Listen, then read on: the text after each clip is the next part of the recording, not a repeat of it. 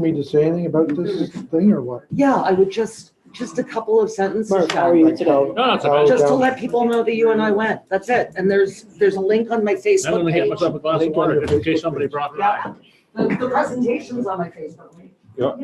Here, I'll get you one, Murph. I gotta go and get mine filled up Okay. anyway. Hey, listen, Jack, let's talk about important things. Fridge full of venison? Oh, we did all right, yeah. Good. And 4. No, we got a couple. Yeah. Didn't hunt too hard. No, I didn't hunt too hard either, but Hunted the first day and then hunted the morning on Tuesday and we had council. yeah. Yeah. My niece got one with her bow 2 days before season started. Good. And then we got 3 of them after. I got one, my young one's got 2. Good. We did all right. My girl got her first one this year. Good for you. One shot, one deer. Oh, yeah. Buck or doe? Just doe. Don't matter. I said, shoot whatever it is. Yeah. Yeah. She was probably so excited. I got a little 5-pointer and whatever came, the only one I saw. So it says, well, you're going to. Oh, yeah. Yeah, yes. There's a lot of My pride. 300, it was I got about one 190 here, yards he was away. I raving. think, we'll see. Oh, yeah. Down to- Yeah, you boil the venison for an hour and a half, you throw it I out. mounted it on the wall for the little Yeah. guy. It's just like my first little 6. Oh, yeah. Oh, yeah, Well, I haven't hunted for years. I was back in high school with that. yeah.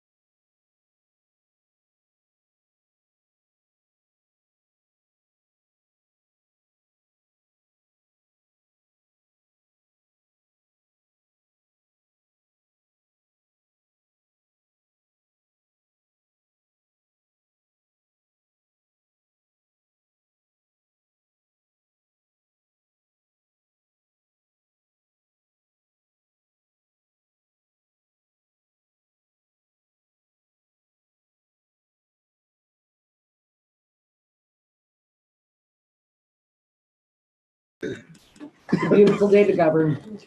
We are on. We're on. Call the meeting to order. Additions to the agenda. I have to have it closed. Closed. For, Identifiable individual. thank you.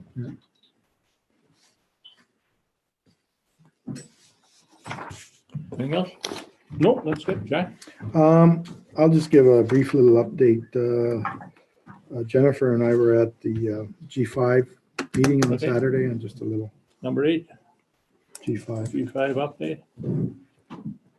Anything else? Jen? I have nothing, thank you. Just garbage ticket, number 9. And then just one closed session for identifiable individual.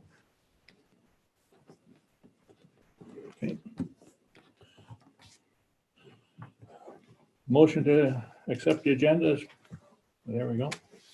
Anyone have any pecuniary interest? Having none, move on. Approval of the minutes of the committee meeting November 5th, 2018. Any errors or omissions? Any comments? Motion to approve the minutes. Jennifer? Lake Clay Property Owners Association, you're on.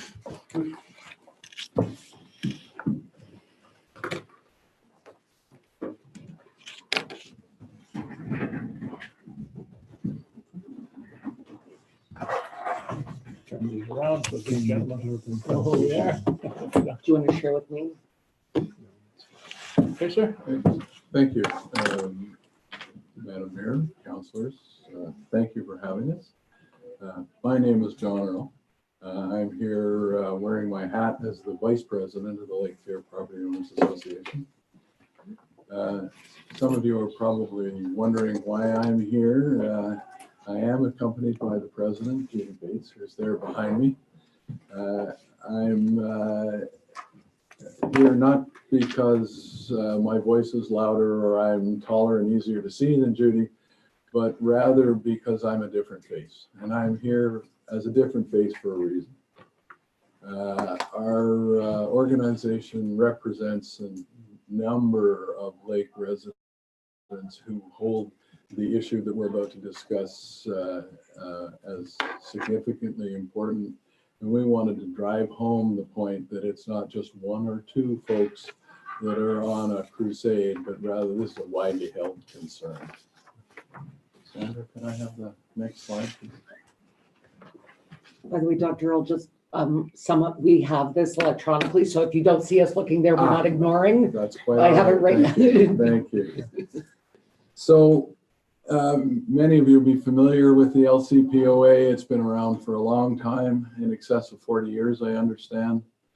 I pirated the first bullet out of the Constitution, and you'll see pretty clearly what our raison d'etre is: to pursue and attain optimal environmental and ecological conditions for the lake.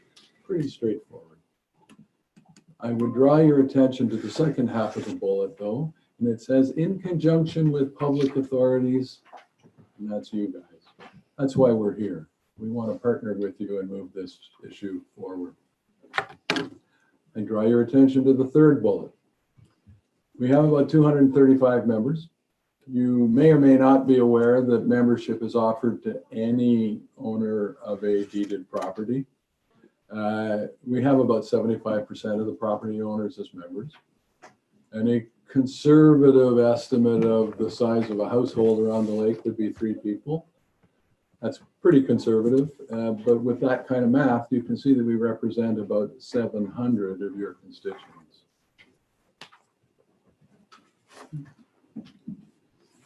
In order to represent those people, we had to understand what their interests and concerns were. And so earlier this year, we surveyed the membership.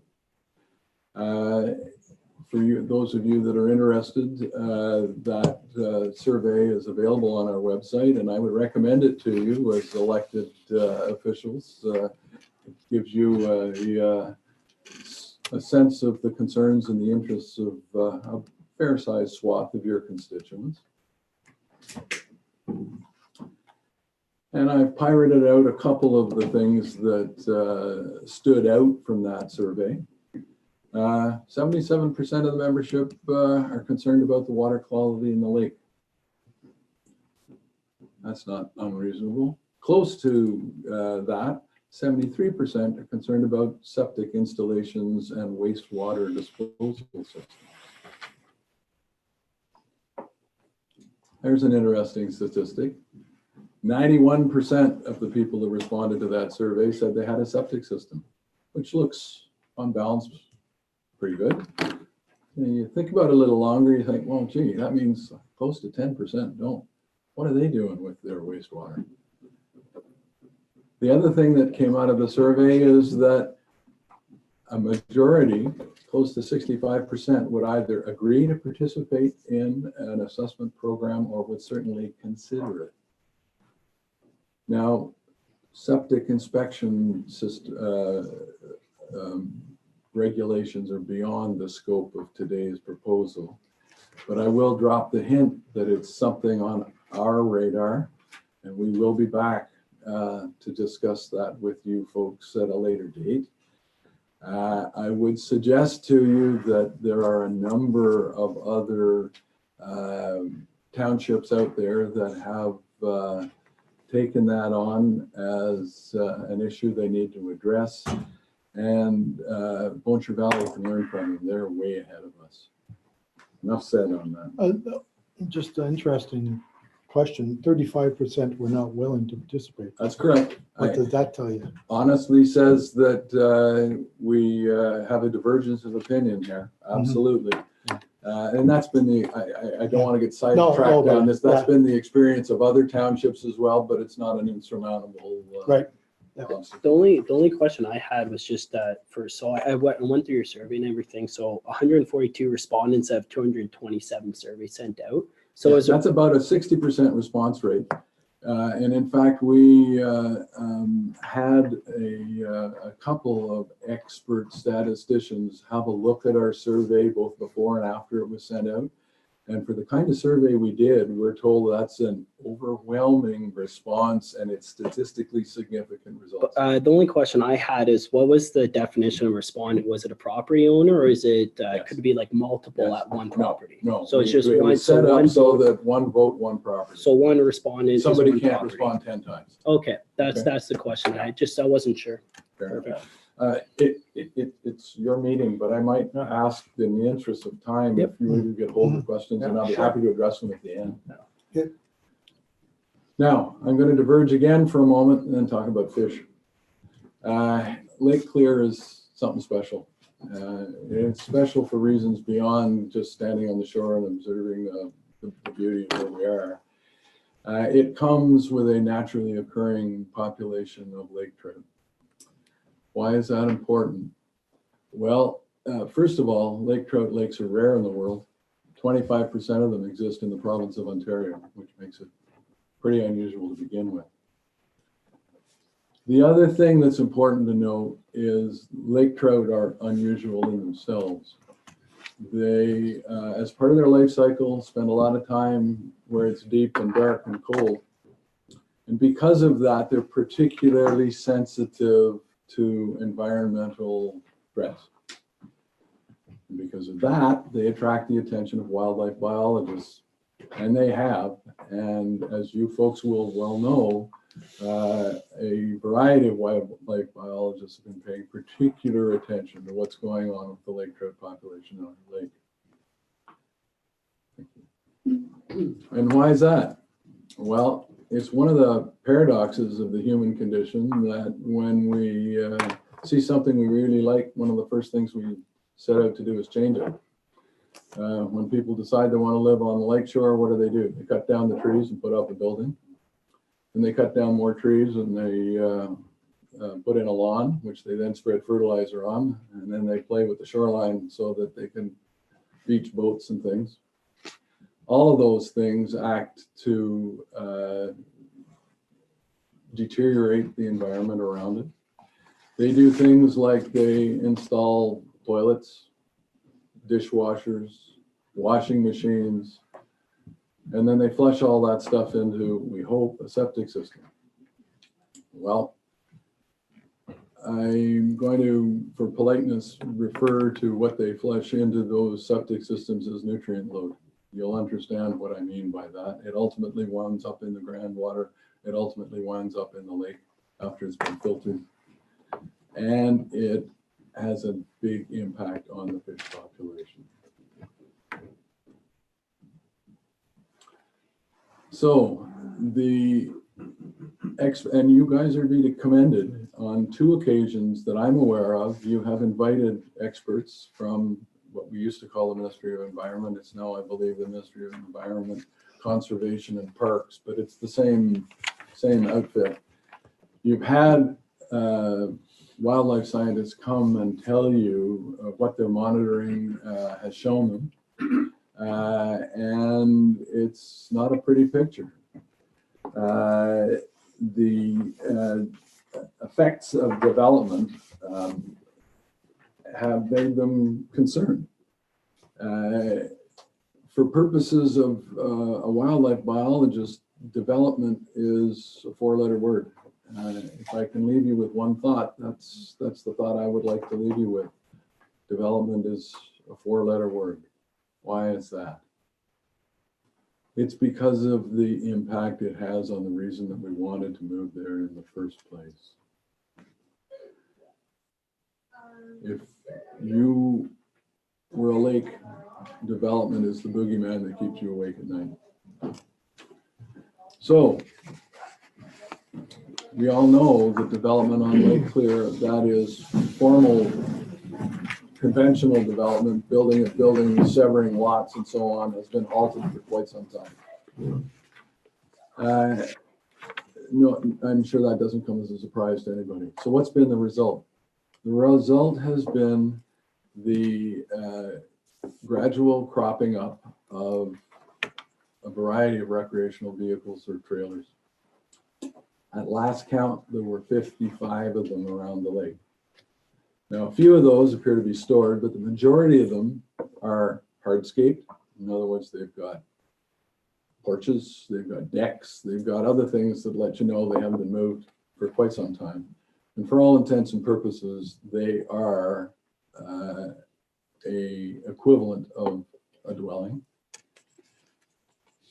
It's quite obvious that they're intended to do an end run around the regulations.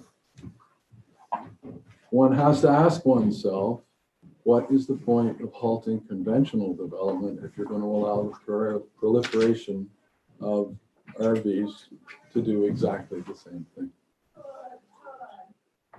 So the slide that you see up there is, no, sorry, the last one, please. Basically a précis of what the MOE, I still use that term because it makes everybody understands what I mean. Mr. Castro had to say about Lake Clear. And he basically said that it was already beyond that capacity and it was in need of immediate remedial action. Those are his words. He said he thought in no uncertain terms that the RVs represented a form of development which was supposed to be constrained. How does that jive with the various levels of government that have input into this kind of situation? Sandra, please. That's it. You guys will be aware of the provincial policy statements and the Renfrew County official plans. Again, I'm going to cherry pick out of there. The provincial policy statement speaks to protecting and improving or restoring vulnerable and surface groundwater. Well, that's Lake Clear. It also speaks to mitigative measures that may be required. The official plan for the county speaks to protecting lakes determined to be at capacity. Again, that's Lake Clear. Now, we're not suggesting that all RVs are a bad thing. We understand that people will store an RV that's a hunt camp or a travel trailer for holidays at their cottage. That's okay. What we are trying to emphasize is that an RV that's hardscaped at the lakeshore is a residence in sheep's clothing, if you will. So to put this in perspective, we have approached you folks about this previously. You're aware that this is an issue. You have asked for expert input and received it. The ministry has recommended immediate remedial action. The various provincial and county regulatory bodies have given their approval. We recently wrote to your CAO and said, would you please tell us what action this council plans to take, given that that's the situation? When we ask you to act, then the corollary question that comes is, well, what tools do you have to act with? Our lay opinion from reading your own bylaws is that you have the tools there. You have a bylaw, and it's 2006-28, which covers this situation. We aren't lawyers. We were in touch with the previous CAO and asked that you guys obtain a legal opinion as to whether our interpretation of the bylaw was valid or not. And that's the other question is, have you done that? And if so, will you share it with us?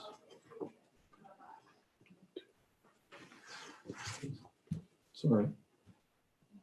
Now, I'm going to conclude by saying our purpose in coming here today was not to harass you. It was to entice you, encourage you, cajole you to act. This situation has been percolating on a back burner for long enough.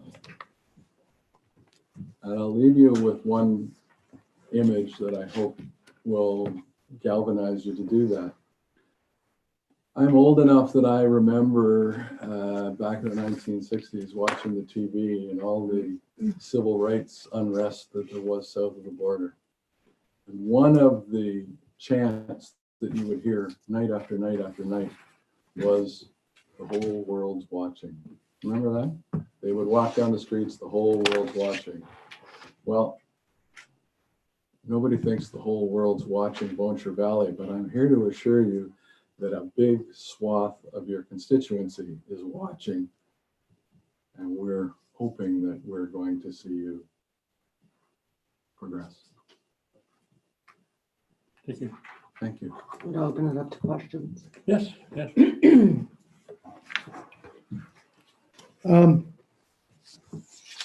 I guess the one question I have is, when Victor was here last time, Victor and I had a discussion about if there was a way possible of determining how much contribution the RVs are adding to the situation in Lake Clear. One of the issues that we battered back and forth was the possibility of a phosphate chart. He requested some information from the township. We've had our township staff supply the information. That information was sent back to Victor.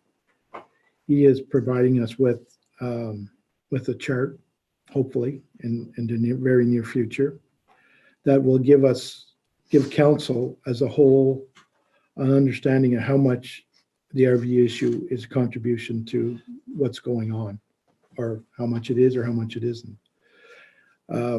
We give him the totals, of the number of properties, the number where, to the best of our ability, that were permanent residents, seasonal residents, how many were farms. He was looking at that information to determine how much phosphate level was contributed by individuals, and then he'd be able to draw conclusions based on how much phosphate was coming from just the environment, from runoff. And so that's one of the things we are waiting on to steer us in the right direction, what has to be done or what has to be looked at. As far as our feedback on the bylaw, I don't know if Brian ever got a legal opinion or not. Do you know? I do not know, and I can, but I would to the bylaw actually. Please know, we recognize this bylaw is very poorly worded. It is very ambiguous. It could go either way, because as you know, I know everybody that's been here before, especially when Victor was here, we had Mark Schroeder, our CBO in, and he said that they don't fall into the building code because they're not actually structures. So that certainly needs to be cleaned up in our zoning bylaw. And I want everyone to know that what Jack just said, we've been waiting on Victor's response. Obviously, we had some staff work to do, but we've been waiting on Victor's response since he was here the last time. So this was not about putting off a decision or the needs of either side of this issue. It was strictly that we needed to arm ourselves with the best information we could get, and we just don't have it.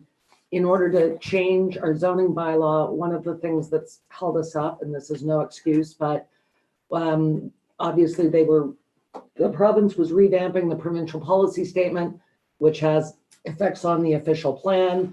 Once the Renfrew County official plan is done, their planning team from the county was coming in to redo our zoning bylaw. So it's been sort of just a waterfall of, or comedy of errors as it was, that just we're waiting on one thing and then the PPS comes down. Now Renfrew County is sending the PPS back because we don't agree with it. None of us at this table want to kick this down the road very much further, but I don't think any of us are experts in this. And so we were trying to do some information gathering. I do appreciate in your presentation, John, that you're saying the LCPOA wants to work with us. One of the things that did come up was, I know that there was a 55 RV count, but it was my understanding that only about 20 of those were being used as residences per se. Is that correct? No, I think we feel 9 of them are being stored, which means 46 is being used as residence. But, oh, really? Okay. I believe I'm correct in that number. That's right. Okay. That's not the number I was given, but all right. But I do agree with my colleague that we need to know, obviously we don't want, we're not encouraging more development on Lake Clear. We understand that it is an at capacity and sensitive lake. It is an at capacity and sensitive lake, and we take that very seriously. It's got its own section in the Renfrew County official plan. So we understand all the things that you're bringing to us. Nobody wants to see a denigration to this lake. It almost broke my heart this summer when I got the LCPOA update that said that somebody found zebra mussels on the bottom of their boat. I mean, things like that, you know, that can spiral. But I think that you're going to have to allow us the opportunity. Obviously, we've had some staffing changes.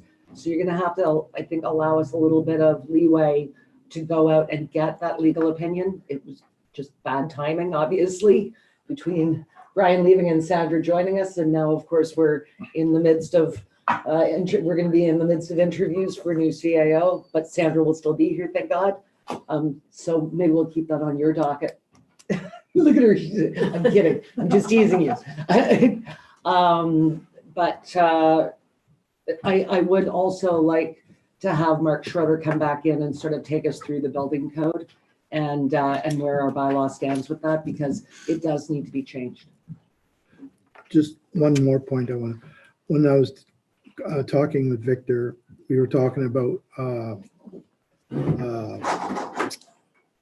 Lake, I don't even know the property, my email's not working, but it has to do with testing that was done in Lake Clear.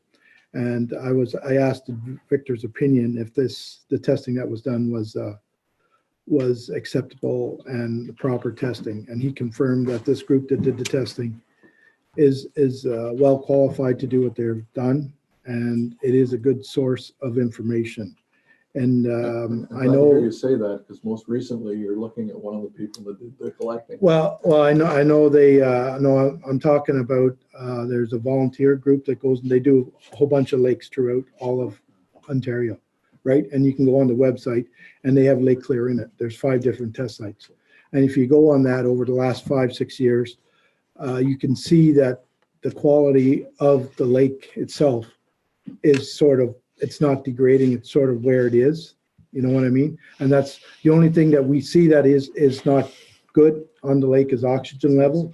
But according to Victor, the oxygen level, even back to the testing when he was here, we actually asked him on it, and they don't have any, you can correct me if I'm wrong, but my understanding is they don't have any oxygen level that shows that that lake was ever up at 8. It was always around 5, 5.5, even as far back as what he has. And that went back to 1980, correct? Well, he said they started changing testing differently in 1980 and Okay. tested it, but there was never any information that could show that that lake was ever at 8.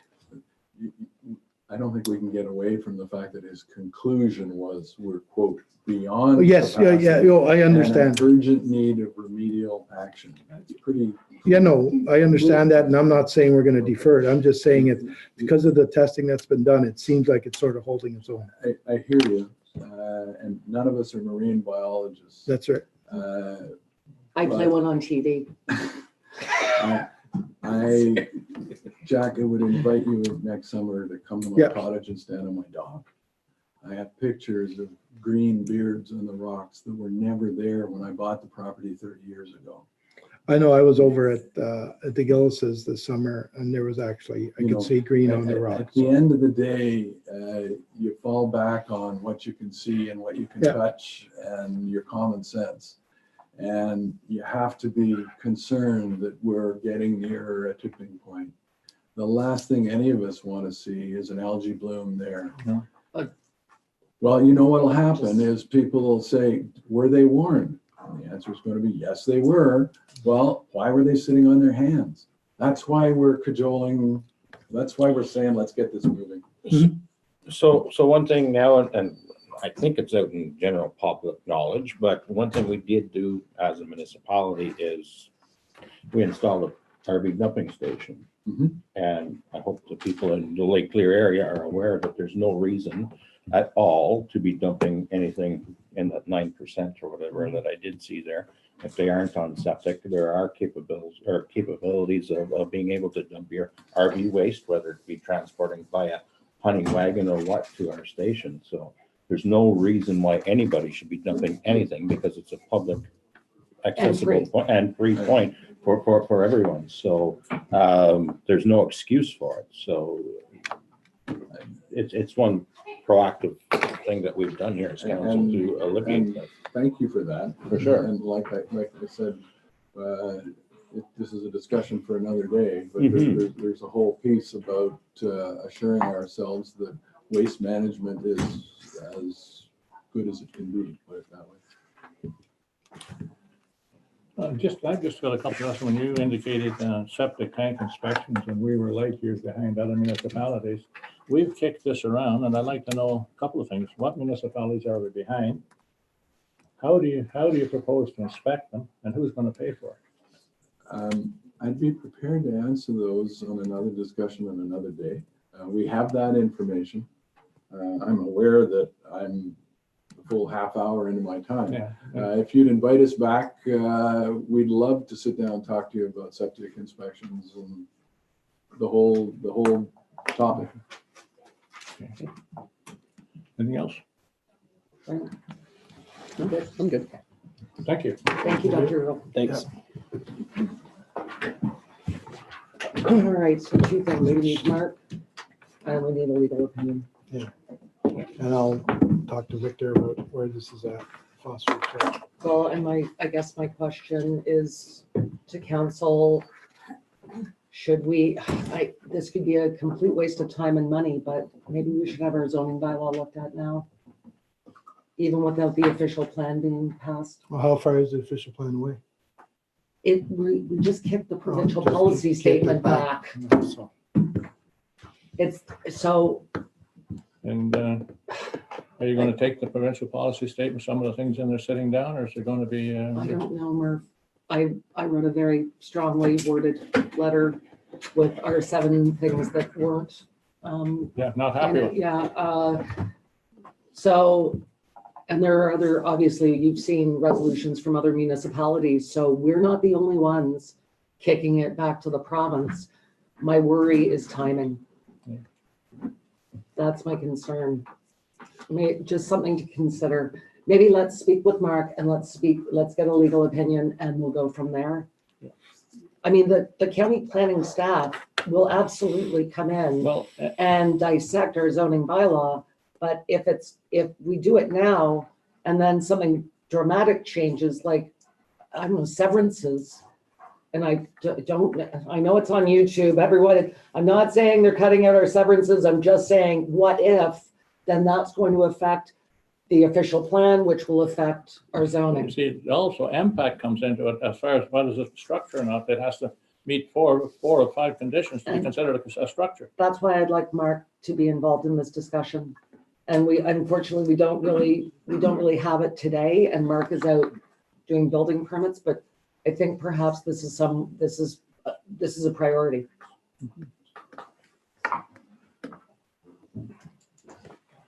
Okay, anything else? Kevin here? Devin?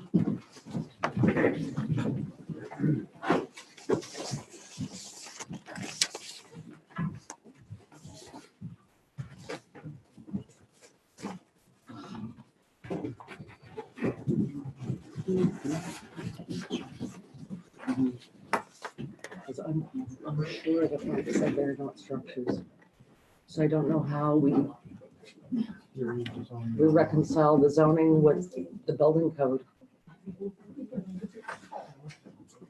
Okay. All right, Kevin.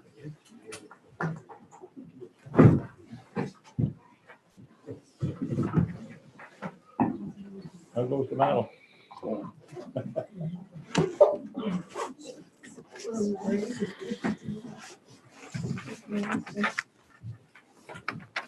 Thank you. There's a report I can send you from the Federation of Ontario Colleges. Okay. That has a summary of septic system re-inspections, who's been doing it, some are voluntary, some are mandatory, how they pay for it, And etc. how are they going about it? How are they doing the inspection? They have trained inspectors that do that. So you can train the people that are coming to do the dumping. Hi, thank you. I'll send it to you. I don't doubt you, but I've lived life on septics and I'd like to inspect it. Certainly, the provincial outlines that they come out doesn't cut it. Are you interested in getting a report? Yes, please. I'll send it to you. Anyway. Radio. Yeah. First, I'd like to thank council and staff for the bouquet of flowers. It's right there. Thank you very much. Definitely appreciate it. Our condolences for your loss.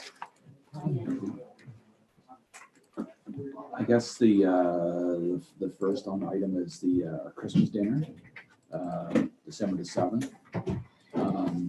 We went out to tender, and Andrea Budrick, Hamrock is the only tender, so. That means Tim gets his donuts. that Gets means his Tim- donuts. Tim Did gets you his put a request in for the donuts? No to make donuts. Sure, donuts. I had a list. We gotta look after Tim's waistline. No Yeah. donuts. Yeah, we don't want to shrink him because I can't get another soup. And he wants more than a picture this time. He wants actual donuts. That was the big item, and we're starting to decorate the hall this week, so it's in process. Tomorrow, hopefully. While we were winterizing the rotary bleach, we went to shut the water off. The main water valve at the bottom wasn't shutting off properly, so we had to replace it. So that was a little unexpected, but anyways, it's fixed. November 29th, the tree lighting at the tourist information booth, and plus at the same time, we'll be lighting the bridge lights. Nice. Good. Will EGC be lighting up the dam? Excuse me, sir. But yes, Um, the we're in a dam, meeting here. I know, I was just Wait. looking, trying to find Kevin's report, seeing my computer's not working. Oh, it's you can't get anything? Nothing, that's what I mean, it's. Oh, we should But, probably get but anyways, Jack a printout. anyways, Are it you gonna does, light up the dam? yes, the dam will be All lit right. up before that. Yeah. Dam probably lit up by the end of this week. All right. Yes, sorry about that. That's okay. I didn't realize he couldn't get anything. Anything, it's just like, can't get into my mail or nothing, it's just like. Anyways, Okay, sorry about that, Ken.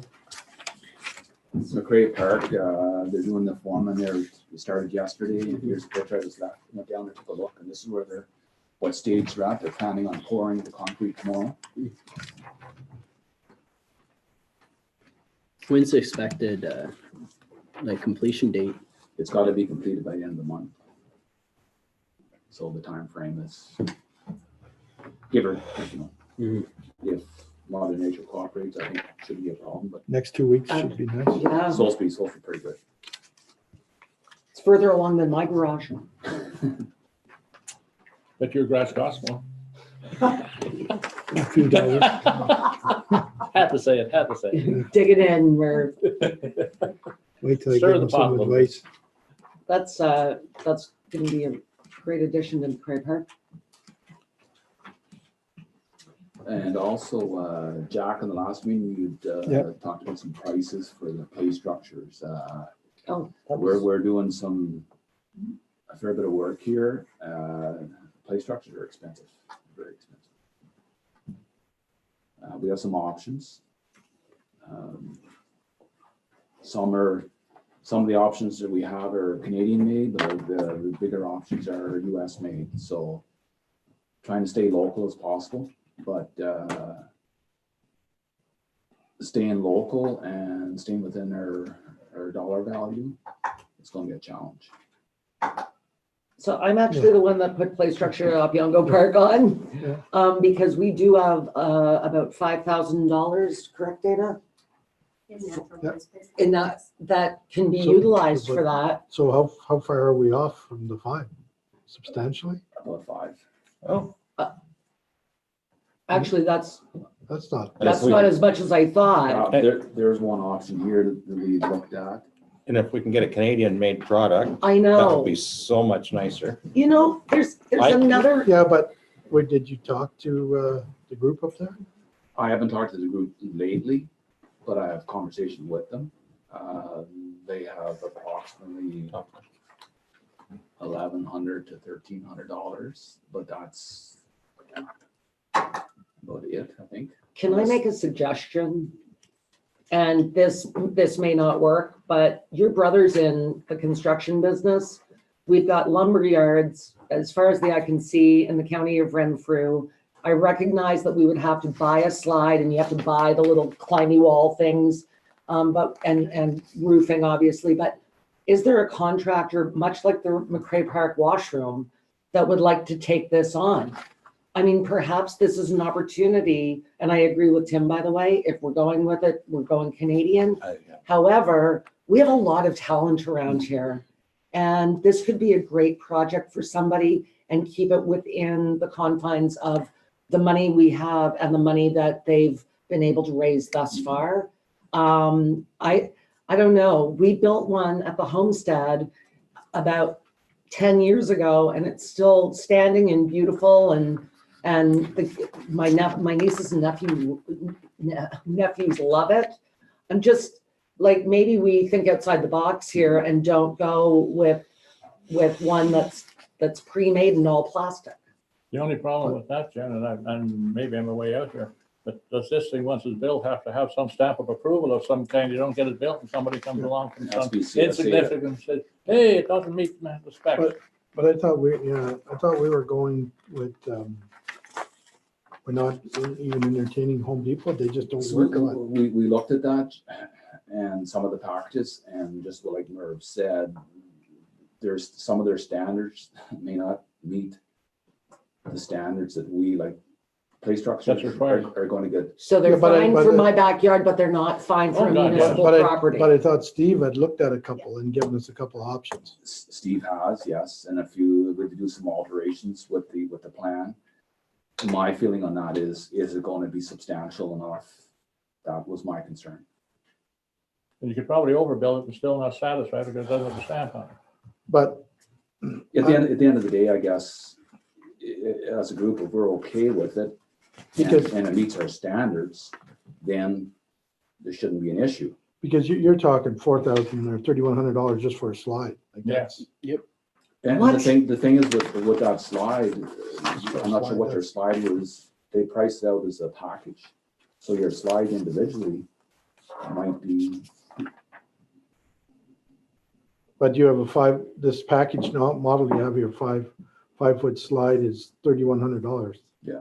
What is that? Is that one of these? Is that the top one here or is it just the slide? that might be the one back, Jack, one page back. That, If I talk to yeah, but that. that's just a slide. Yeah, they aren't cheap. I don't know, I was under the impression that we had some options that Steve looked at that were a little more complete for that same price.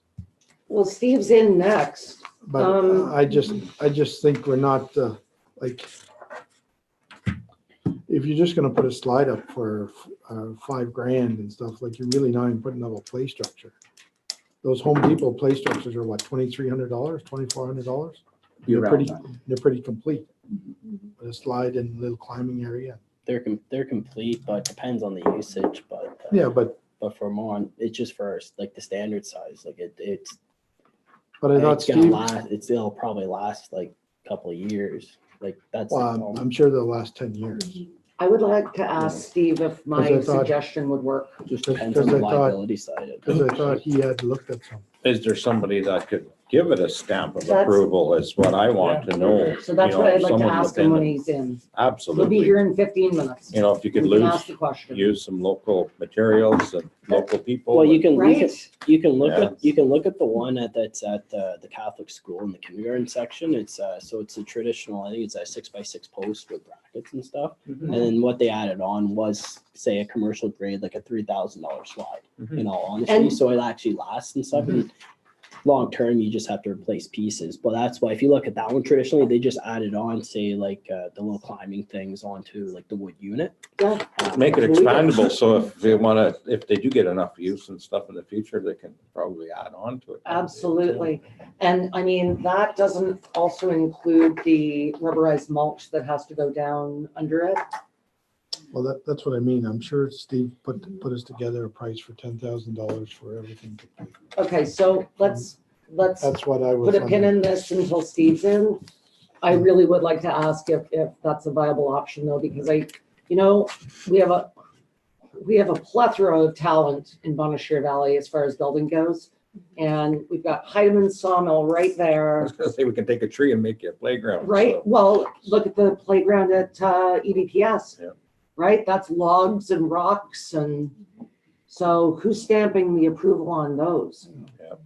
I'm just like, What benefit we have? We got all winter to work on it. you want us to build it? No, Like a no, yeah, team building that's- exercise? figured out. Merv's gonna go build it. How long, On the natural. Dana, Get some used hydro poles and let's how go. long What's is the yours? money for? Chainsaw? Till next year?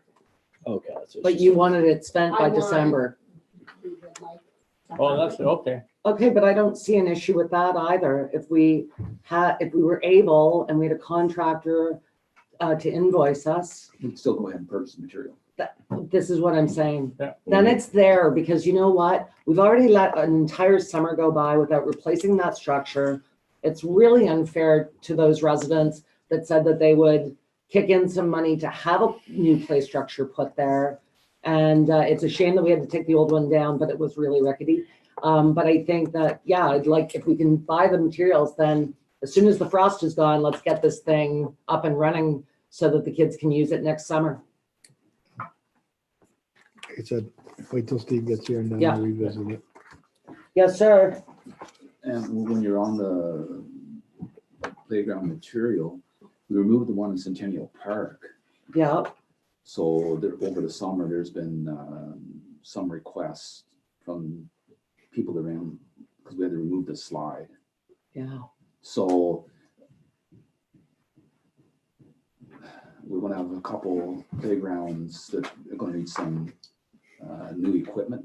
So Well, in the revitalization group, that was 4,000 we gave for the slide at Centennial, if I I remember. think there was around 3,000. Yeah, it's 3,500. Yeah, I emailed you that probably would have been about a month ago after the one meeting. So that was specifically for Centennial.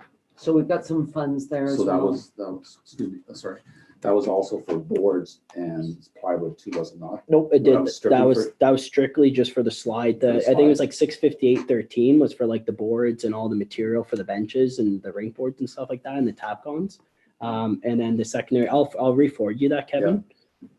And but yeah, the designated was like 3,500 was specifically for this slide at Centennial because we knew at that meeting that it was getting removed. Yeah. So we designated funds for that. Excellent. Kev, do you know how old that slide was? For Where was that? At Centennial Park. Well, the park was built in 1990, so it was original at that time, so. So 30 years. Yeah, they had a good bunch of. Yeah, I was Found gonna out say, it's time. 1990, 92, I think the Yeah, park was okay. established. I was still young and cute in 1990. So it's Were you it served its born? purpose. Matter of opinion. Oh, I heard that. You I know? heard that. Low blow, low blow. That was good. You were very fast, Yeah, very quick, my friend. yeah. Okay, we'll move on to Dana's report. Dana has a few items in there, the program she's running, and the shoreline approaches.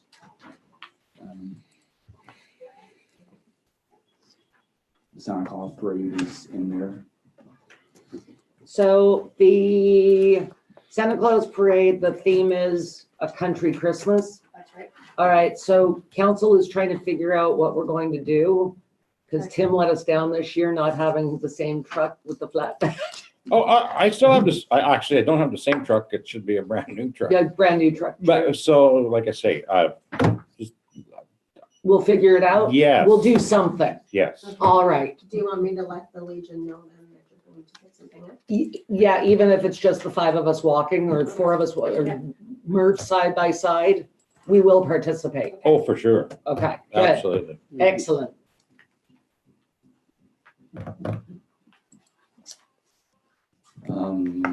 As of my report, that's pretty much report completed. Any questions? Couple of things. Yep. I've got a nephew that runs an arena in Canada. I just throw this out to show you, we talk about more than hunting on our deer hunt. One of the things he does, and I just want to toss it out there, on a PA day, he throws it open to $5 a head to come in and skate. Like a group of, say, 10 students or whatnot want to come in and skate, $5 a head. Through the day, of course, and there's no hockey. Have you ever thought of something like that? I'm not sure. I think they tried that, but on PA days right now, we have sponsors. that Okay. Sponsor for the ice, for the public skating that day. And it's usually like it's at 2 o'clock till 3:15. So that is an option.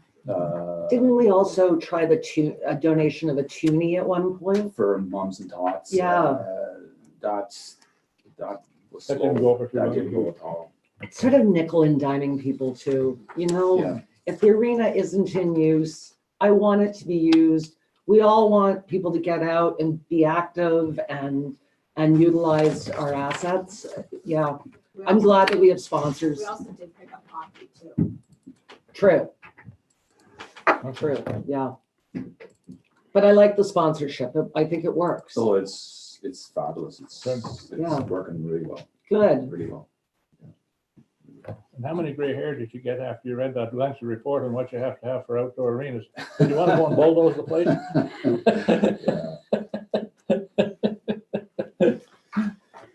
Yeah, Yeah. Thanks. that's another thing is, once Mother Nature cooperates in cold weather, we'll start the outdoor rink. And the fire department usually helps us to get the base and then we take over from there and plus volunteers, so it's. Mother Nature was very frustrating the last couple of years where it got very, very, very cold. And then very, very, very warm.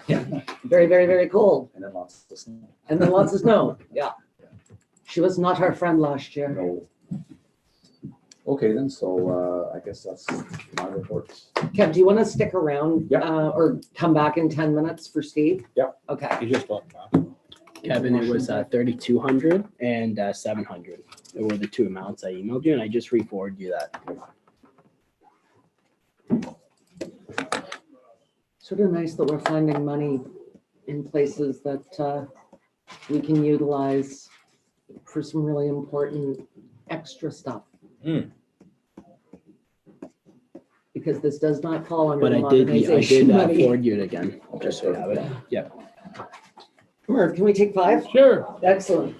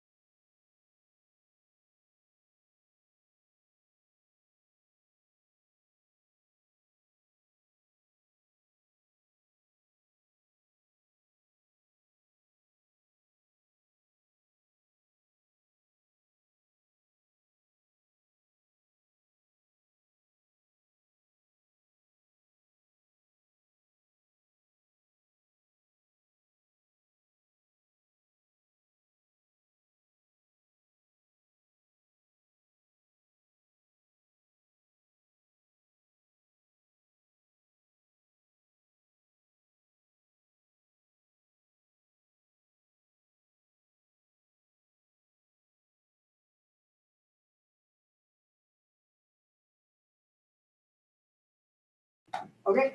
You're on, Steve. I pretty much got nothing. Really, it's been really quiet the last month, other than just a reminder about next Friday, which is the emergency management exercise, which is going to be really exciting this year. I believe, Madam Mayor, you're not going to be here. Yes, I will. Oh, well, I understood you weren't going to be here for the, on the 29th. Okay, Now I'm worried I've double booked. maybe it was for something I else, think he's just confused with the last meeting. but that's good. 'cause you're- Oh, yeah, no, I couldn't be at the IMS 100. I was okay. at the AMO policy forum. Because it's going to be really exciting this year. Okay, I promise. you know I've already been through an emergency, a real one this year. Well, this will be more exciting. Okay. You have a job at the reserve or Tim- More exciting. Tim and I do, right? More exciting. He says more exciting than that. I don't think he knows what we did. Oh, I don't think so. Steve, Tim and I don't think you know what we did during the 6 weeks of the flood. We're guaranteed, if you think that a tabletop's gonna be more exciting. I have an active imagination. Okay, Is there gonna be helicopters? Figure Does he has to have something more exciting than helicopters? a military helicopter that lands in the parking lot. No, but there will be cookies. Oh, cookies are. Cookies. There'll be Oh, donuts. donuts. No, I'm sorry. I'm sorry. I don't have the budget for donuts. Cookies is the best I can do. So Steve, when, obviously Kevin's Yes. still here, and so we really, really need this Opiongo play structure done. So we do have 5,000 approximately in a natural play space fund. And the question I asked was, due to the estimate we got from Kev, are we able to have one of our local builders use local materials to build a structure and then buy a slide, buy the climby things, and have it approved? Is that an option? The short answer is yes.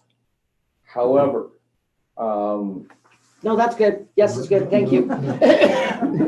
you have to remember that you can't just buy a 4x4 and stick it in the ground and away you go. Okay, To meet the CSA standard, they'd have to be remilled, so the corners were all rounded off. They can't be pressure treated. They have to be treated with special stuff. So for a local builder to go out and buy the materials and build it, the short answer is yes, but it would probably cost twice as much oh, really? the final product would end up costing twice as much as a commercially or residentially product that you could buy. Okay, that's very disappointing news. I'm sorry. Okay. I said earlier that we have such a huge contingent of amazing builders around here. And we've got sawmills, we've got natural things that we can use like stone and everything else. And so if we just had to purchase, say, a slide and the climby things and a rope, you know what I mean? I was just hoping for a different answer. Now, the other thing that we can do, of course, and we spoke about this, and I don't have my notes, so I'm talking a bit from memory. The other thing we can do is there are some products that are available, and we had spoke before about the stuff from Home Depot or Lowe's or those. They have them, and they're fairly low price. But we have to remember they are designed to be used in your backyard with your 17 grandchildren. So they would have to be toughened, I suppose is the better word, where they use a 2x4, we'd probably want to change it out with a 4x4 or something like that. So that would be probably, and still say within the CSA approval, that would probably be the least expensive route. The commercially available ones are great, but they are expensive. And it's not that we're trying to cheap out on the Opiongo Park at all. But it just seemed like $3,100 for a slide seemed a little excessive to us. So The only thing I want to say is it would be nice to see the 30-year type of longevity like we had out of our Centennial right. Park slide as well. Like that's something there's there's no use spending $5,000 today and then in 3 years from now have to spend $5,000 again. We also have to make sure that what we're doing is done, like we've always said here, we want to do things right, Once. do it once. Yeah. And it's, so, you know, in no way, shape or form am I gonna go somewhere discount just because it's a little bit cheaper. And that's you why I know, thought right, if a like- builder built it, there would be some craftsmanship there. Yes, That would yes. have some longevity No. about, yeah. With the exception of the stuff that you mentioned going into the ground, are those the only ones that we have to be concerned about? Are those posts? Can the rest of the place structure be out of pressure treat that comes from a local I would supplier? have to refresh my. You know, maybe if it's just a few pieces that are gonna be double the cost, you know, some of the uprights or whatever that have to be embedded, and then we go ahead with the rest of the pressure treat, you know. We have a wooden play structure You in know. use right now in Foymount at the park in Mhm. Foymount. And it's been there for probably, what, 20 years at least?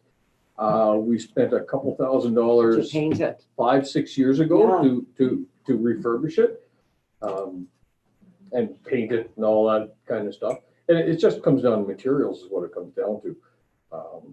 So one of the, you know, either build up one of the commercially available ones, or build up, you know, and a number of our neighbors have done the same thing. And I've inspected them and they're perfectly fine. They're well within the CSA spec. And the fact that your 4x4s can't have sharp corners, I mean, I'm sure all the builders have a router. I mean, I got 3 of them. It soon fix the Yep. round corner.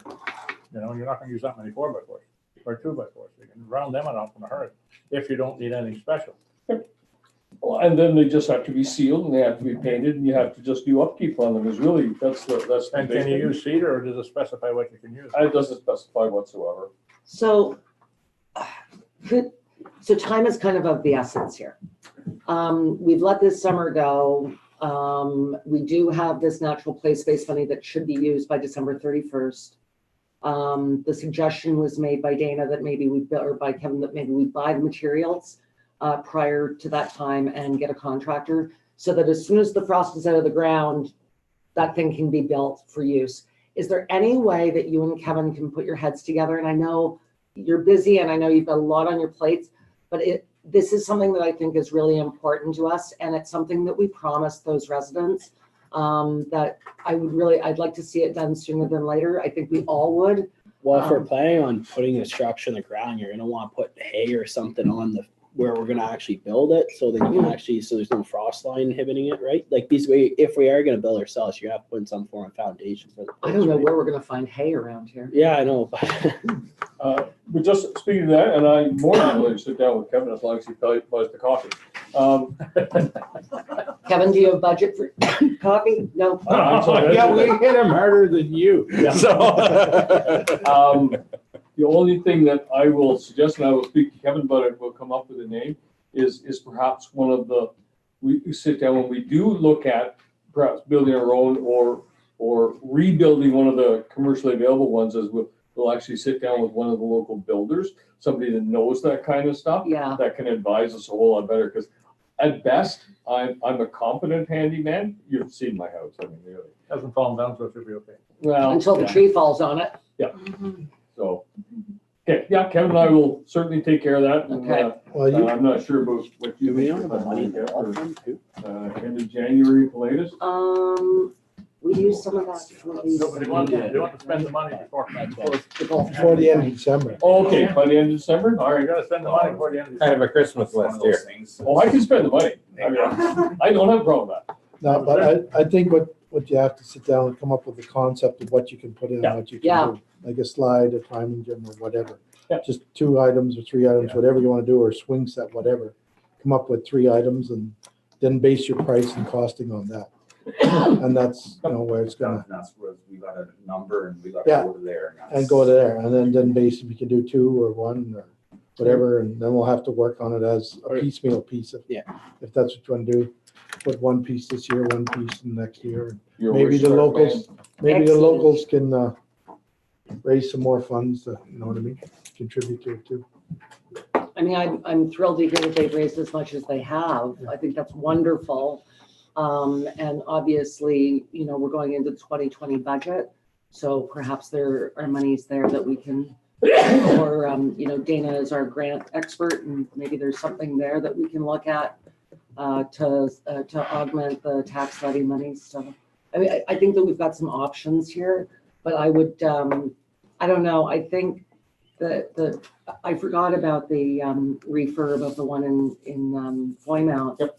And it really held up.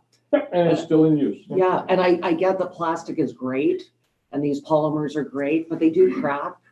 And I think that a well-crafted play structure by a proper builder is. And if you're ever up in the Brunel Lindach area, all of their play equipment is all wood and made. And it's all in compliance. In-house made. Excellent. Yes and no. Yeah. But they have a couple of really talented people there that have done some really great jobs, so. We're not importing a builder. We need somebody local. That was the whole point. Local wood, local builder. I think the only thing we might have trouble sourcing locally would be the slide and the climbing things, but you know what? Home Hardware might be able to source those, or BMR or Country Depot. There's no such things as problems, only solutions. There you waiting to be go. found. So other than that, as you know, we had a little bit of to be in compliance this year with emergency management, like it or not, I have to go on that course for 2 days. Of course, it was the last minute, so I ended up at the Elegant Hotel. It's just terrible, but that's okay. Well, we knew that you were going to be over budget this year anyway, because although we didn't declare an emergency, we did have to bring in a CEMC, which was, just the timing of it. And so it is a shame, but we'll figure it out. And I will, but like I told the CEO, because she questioned me this, I will only eat at McDonald's while I'm in Ottawa. And I will only have medium coffees and not large. All right, I think that's fair. Free coffee. Steve, that's right. Just on another, I just had Yeah, there's just a breakfast at the question. motel. And I usually stock Just up for the on- pet bylaw, it was just clarification on the one point. It just says no person shall own, keep, or harbor more than 4 dogs per location. That's right. What's defined as a location? Like, is it a unit? Is it a house, an address? Yeah, it would be the same thing, whether it's an apartment or a house or any property. Okay, because that was the question. I'd be like, for example, say you have like a 20 unit apartment building. Yep. Is it 5 dogs at that 20 unit apartment building? The Or is it dogs are at an over 3 individual months of unit? age. 'Cause Okay. a dog is not a dog till it's over 3 months of age. But that's why I just need clarification, just because And then after you could need hit 4 dogs, updating. you have to come in here and you have to justify a kennel license. I think what But Ted is no, saying. but but my question is like, so say you have 20 individual units in one Yep. building, then you can only technically have 4 dogs. No, No, no, Each no, no. person So could have. each Per unit. each unit per Yes. unit, because that's why I was confused on the location. There's no designation on that. Yeah, So that's why and I I will want look to at that clarify. because there are some other changes that have to be made too. And I think a clarification on that is. Yeah, in order. just because I've got asked that Yep. question before, and I said to my understanding it's 4 per unit, but that's why I wanted to Yep. clarify. Who Perfect. would want more for dogs? Well, you'd be amazed. Yeah. Not here, but you'd be amazed. Nothing amazes me. After 18 years, nothing. Yeah. amazes me. Nothing shocking. Thanks, Steve. I see you've been texting too Thanks, much. Kev. Snow removal, SNO. That's how you spell it, isn't it? Was that on the ad? Did it say SNO on the ad? Oh, yeah, I did. Then it's the leader's fault. They misspelled it. No, Because I just send them the rough copy. This is kind of what we want. it's on your report. Then It is, that's I know. that's actually the CEO's problem because I had requested. The blame is going around. I requested an upgrade to my spell check. And Throw Sandra. See You just that? got run over by a big bus there. Steve was like this. Yes, yeah. I looked at that, and Steve's been texting. And Deb's right on it. Deb's gonna text him and go, oh, we had a spelling 18 mistake. years of. Yeah. Watch out for the typos in your. Y'all have a great day. Thanks, Steve. Thanks, Steve. See you Friday. Oh, it's gonna be so exciting. Friday, isn't it next 2 Fridays? 2 Fridays. Two from now. Fridays. Chocolate chip or raisin cookies? It's Treats Fridays. from I now. don't eat cookies. No. Chocolate chip. Jim eats cookies. I like cookies. Today, so- Except for the arrival of Jesus Christ, nothing more exciting. If he really cared about you, he'd get donuts. Wow, not any donuts. I know. Andrew's donut. Andrew's donuts. Sandra, I hope Andrea's watching, or somebody from BLR. Can you imagine the plugs? Oh, yeah, I know. yeah. She really, you know what?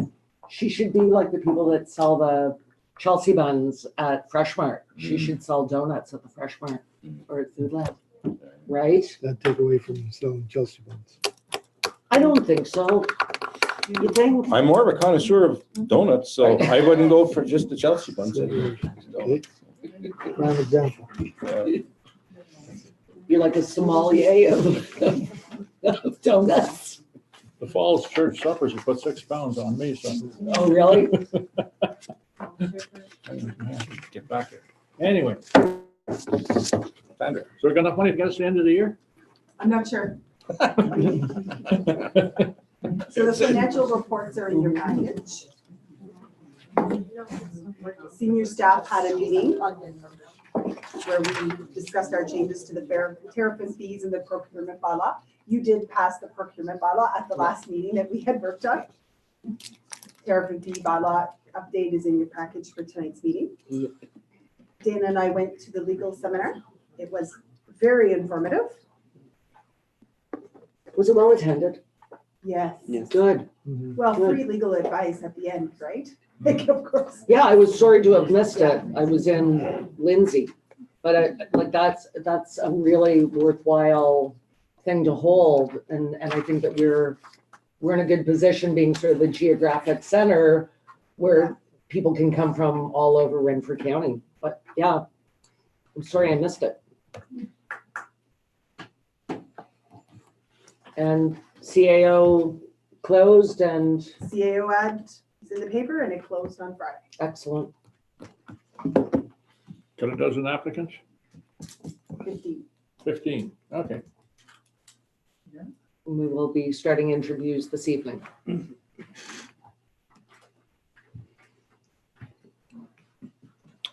Look at Genuinely happy. I know, haven't seen right? a smile like that in the last I 3 know. months. Do you know what it is? Sandra, come I on don't know. here. I don't think it's happiness. I think it's relief. Oh, That's what it is, right? You want to go back to the job that you love, Yes. love. I do. Does I it show? Yeah, I get that. Yeah. That's You're glowing. I know. You're absolutely glowing. Oh, the only bigger smile you could ever put on her is one of those big white dresses there, Yeah, for sure. Yeah. A little bit of useless information. We just interviewed. Oh, yes, that's From, well, we have a new CEO, but one candidate from BC on Skype. And the video left, and then you had to shut the video off, and then to get the audio loud enough and whatnot. And we concluded at the end, if we ever run another hour, the interview will be held at Eganville on such and such a date. Get yourself there the best way you know how. This thing on Skype doesn't work. okay. Merv does not like Skype. Apparently not. Use the owl. Yeah, we could use the owl. We tried, well, we tried with the owl too, but, you know, we lost the video after about 5 minutes, and Yeah, that's it. it was just It's messy. It was just a disaster. And we were going to go to, we're that close to going just to set a telephone down to a conference call. Right. So we made the decision there. After this, you're in BC and you want to interested in the job, the interview's at Eganville. Get yourself here. You guys hired a new CEO? Pardon? You guys hired somebody? Oh, yes. The one that was the intro. One, Nicole. Interim. I don't know whether, I think all the candidates have been invited through. You want to do a press release, I don't know if Judy's did a press release yet. I wouldn't want to go in the paper and tell her to make sure all the candidates have been advised. Oh, that's a good point. Now it's on the owl. Yeah. It's already gone. Whoops. Anyway, we don't want that to happen. Not very professional. I think that ship sailed. Yeah. Trending. No. I know. So Anyway, Perfect. Thanks. anything else, Sandra? No, Good. what was Mark's report? Mark here. Was his report? I didn't get it, did you? Mark's building report. oh, was it not in the package? No. Everything's all tickety-boo. good? Audrey must have forgot to put it in. Okay, well, perhaps you could just email it out to us just so we have it as information. Yeah. And just so everybody knows, we did get a building permit for our garage at home. It's under my maiden name, Jennifer Sinclair, just so you all know. So you didn't think that we were building this thing under cloak of darkness, Oh, no, you said that 2 meetings ago. Oh, did I? Okay. Covered. but it wasn't on there. Because somebody asked me, why didn't you get a building permit? Yeah. So, You're special. no, I'm not. She knows all the loopholes. Yes. You want to go ahead with correspondence? I think there's only one item in correspondence.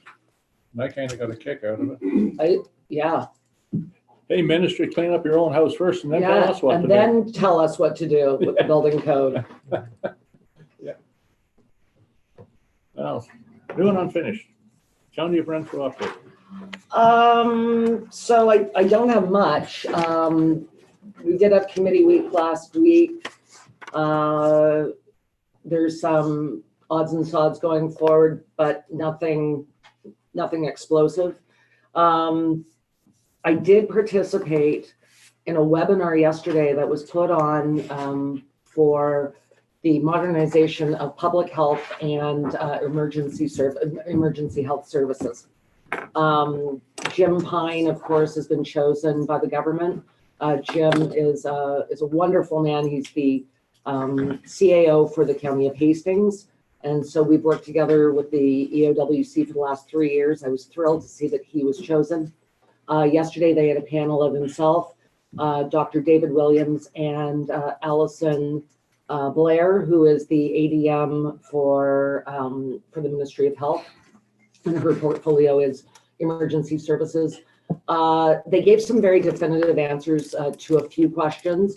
I am thrilled to see that they're going out to proper public consultation. And the other thing that came through loud and clear that I think we all needed to hear was that the previous deadline date of March 31st, so that's the province's year end, there is no way they're going to meet that deadline. And so I think that gave everybody a bit of a sense of relief going forward, that we're not going to be rushed into this public consultation, that they're going to do this thoughtfully and carefully so that it's done right. I will say also, just as a closing note here, the County of Renfrew got one public shout out and another sort of shout out. They used Renfrew County as the innovator for using a drone in our paramedic service. And then she talked about community paramedicine.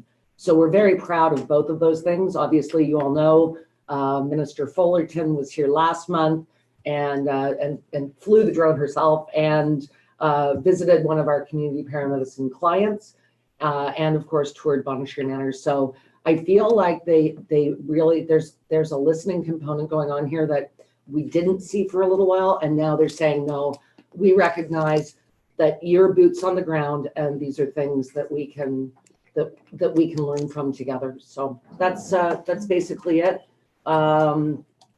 As you all know, next Wednesday is my last county council meeting as warden. I want to thank all of you for being so supportive this year. I know, there have been times when I haven't been able to attend things, and you guys have really stepped up. So I really appreciate that. And to the staff as well, Sandra, I really appreciate it. I'm gonna miss it. But at the same time, Peter Emo, the Reeve of Renfrew, asked me a very decided question at the AMO conference. He said, "Are you ready to be the ex or former warden?" And I said, yes. It's been 3 years. There's been a lot of stuff going on, and I'm proud of the terms that I've served, but I am looking forward to sort of being the mayor of Bonnechere Valley and a county councillor, and and, helping the next warden in their role. It is a big job. It becomes bigger every year. I say that basically the warden position is now just a professional lobbyist. That's what we do. We meet with ministers and we do our best for our residents. Tim and I had this conversation earlier today over lunch that, it's one thing to take care of 4,000 people, but then when you're warden, you're taking care of 88,000 people. And you really feel it. You really know that those people are looking to you for leadership. And so anyway, it has been my honor and my privilege. I'm sure that there'll be tears that I'm tearing up now, but there'll definitely be tears next Wednesday. But I really am looking forward to seeing who the next warden is and supporting him or her in their venture. Thanks. And thank you for representing us so well for the last 3 years, Jen. Thanks. In the future, and I don't mean any joking or anything aside, at least anyone that comes into that position in the next while will have a good role model to look at. And you've experienced so many, and it's unfortunate, natural disasters in the last 3 years. And I can only imagine it's been very tough. But if you can use that experience for the next going forward and helping them along, there's no better option out there. Thanks very much, Jen. Thank you. Yes, I'm afraid I will be known as the natural disaster warden. 2 out of 3. No, I had a tornado in San Oh, yeah. Yeah, she did 2 floods and a tornado. Yeah, 2 floods and a tornado. So It's not gonna, she's 3 prepared. for 3. yeah, I'm 3 for 3 and it's, I wish I wasn't, let me Yeah. tell you, but, yeah. Yeah. And, I do also, I need to thank Tim for your support and all of your support during the flood, but Tim was actually on the boots on the ground with Cheryl, and Cheryl represented us very well. And obviously so did Minister Yakubuski. And it was really interesting to be out there and have all levels of government represented so that our residents knew we were involved. Absolutely. Yeah. But, it was not easy, very emotional, but I think I was, as hard as it was, I'm glad that I was able to be there for some of our residents, especially in Whitewater and Laurentian Valley. Well, like I said, it's the experience that makes us wiser. And I think the 2017 was the get ready for the 2019. And now with me experiencing what was to take place and how it helps us better serve our community, because if it happened once, it's going to happen again, right? So, to better help our community in the future, for sure. I think it also gave us a sense of what declaring an emergency feels like. Mm-hmm. I think that was a very interesting procedure to go through. If it ever, God forbid, if it happened in Bonnechere Valley, at least I feel that I'm more prepared. And, we talk about these emergency preparedness exercises we go through, but I think actually being in the thick of it, standing on the side of a road and having the water come up 6 inches in half an hour, having the military fly us over and see that, we got to a certain place with the paramedic service in vehicles, but there was another kilometer of flood zone that we couldn't even drive into. It really gave me a sense of what a true natural disaster is. So God forbid it happens, but I do feel more prepared. Sure. So thank you guys, everyone. Thanks, Jeff. Truly. Yep. Municipal delegation request for the Rural Ontario Municipal Association, AMO 2019 Annual Conference. All right, so I would like, if you don't mind, Sandra, I would like to speak with the Solicitor General, Sylvia Jones, about OPP billing. And if the minister would like to bring the Deputy Commissioner, Chris Harkins, who is he's the Operations Deputy Commish, that would be wonderful, because I think that, they have a billing department that needs to understand some concerns that we have. I know that there are a few several delegations going forward from the county of Renfrew that I'll sit in on some, but was there anything else that you guys think that I should sit down with any minister for? Not that I can think. You sure? I mean, I'm assuming, I know I'll see Steve Clark, I'll see I Todd was gonna Smith say, for you've got the sure. Minister of Municipal Affairs again. Well, of course I'll see, yeah. Yeah, I'll see that. I will also see those ministers prior to Roma at the inaugural Eastern Ontario Wardens Caucus meeting in January. So what they do is they invite the outgoing and the incoming wardens to the January meeting. And at that time, they bring all of our Eastern Ontario MPPs. So obviously Yak and Clark. Steve Clark, Todd Smith, Lori Scott.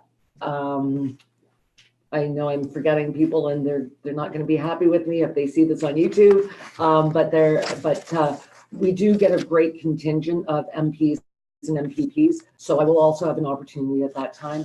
And I will say also, sometimes the hallway conversations at Roma and AMO are even better than delegations. So, you know, one way or another, we'll get our thoughts across. If we don't have a TPA by then, maybe you can hint Oh, an agreement. yes, That's all. yes, I can do that. Okay, Okay, so that's with Lori Scott. okay. Yeah, okay. I emailed that poor guy. I know. Hey. Yeah, no, I'm happy to speak to Minister Scott about that. Yeah. I might get charged with harassment. You're just doing your job. So from county perspective, we've asked for long-term care, health, infrastructure for Highway 17 and County Road 51. We've asked for several of them. So one way or another, like our needs will be met. Obviously, I already reported on this modernization money that we're going to get to in a couple of minutes. So I don't want to harass Steve Clark either. Like, he's going to go, Murph, I already gave you what you wanted. It looks like our Highway 17 twinning has already started. Looks like they're building a bridge now. And they're doing some test holes and things like doing some that. test Yeah, holes, yeah. Looks like they're starting the bridge. And they're going to have to move infrastructure like Bell and Hydro and all sorts of, it's not just as simple as digging into the ground. No. No, I actually worked on the expansion. Well, the previous one. From Kinburn Side Road to Goleta Side Road. Yeah. And, you know, those bridges, we had to dump material on those shorelines and it had to stay there for so many years for compaction reasons. So, you know, when everybody says, how come we don't have this project moving ahead so quickly? Well, the soil can dictate, Absolutely. you know, your timeline. So, you know, I'm glad to see that, well, of course, they know what they're doing, starting with the bridges and stuff, but that's a good positive indication that everything is going ahead. Then there's right-of-way clearing and all that stuff has to go on. There are a lot of Property moving parts to this acquisition. There's a project. lot of the people don't have that insight, right? Number 3, bylaw enforcement officer / animal control shared service, Adamson Bromley. Yeah, We- resolution and. We have a resolution Yeah. for that. Yeah, I thought we I passed the mean, resolution. Guys, this is what we're talking about, right? We've got to move forward with sharing some services. I want to be able to say to the province, look what we've done. We're now sharing our CBO, of course, and bylaw and this and that. So I think that this is a great start. The other thing is the top 3 things that came out from the shared services meeting amongst the county, but local tier. The number 2 was sharing of CBO, bylaw, fire, and rec. I think there were 4 of them. Yeah. So when people put down their priorities, that was one of the things that people said, you know what, we could probably share. And in speaking with others of our neighbors, I'm just wondering, you know, one of the things that, and I hate to put this out there and then have it not happen, but we witnessed this on Wyland Shore. So our bylaw officer can't work 7 days a week. He cannot work 24 hours a day. So does sharing of a service, do we get a little bit of extra money to have a relief worker for those times that he's not able to work? And I know that this is something that North Laguna Wilberforce is very interested in sharing with us as well. So is there an opportunity there so that we're not frustrating our residents by putting in a restriction or a bylaw and then not being able to respond appropriately? And so it's funny that Jean is here because I used Wyland Shore as the example in speaking with James Brose last week. So I think that there are some opportunities here, and I'm not suggesting that we hire 2 full-time bylaw officers. I'm just saying, is there an opportunity to perhaps have a relief worker for busy summertime weekends and some of our summer evenings? Just a thought I'm just throwing out there. They actually, just so you know though, they actually didn't think there would be that many calls.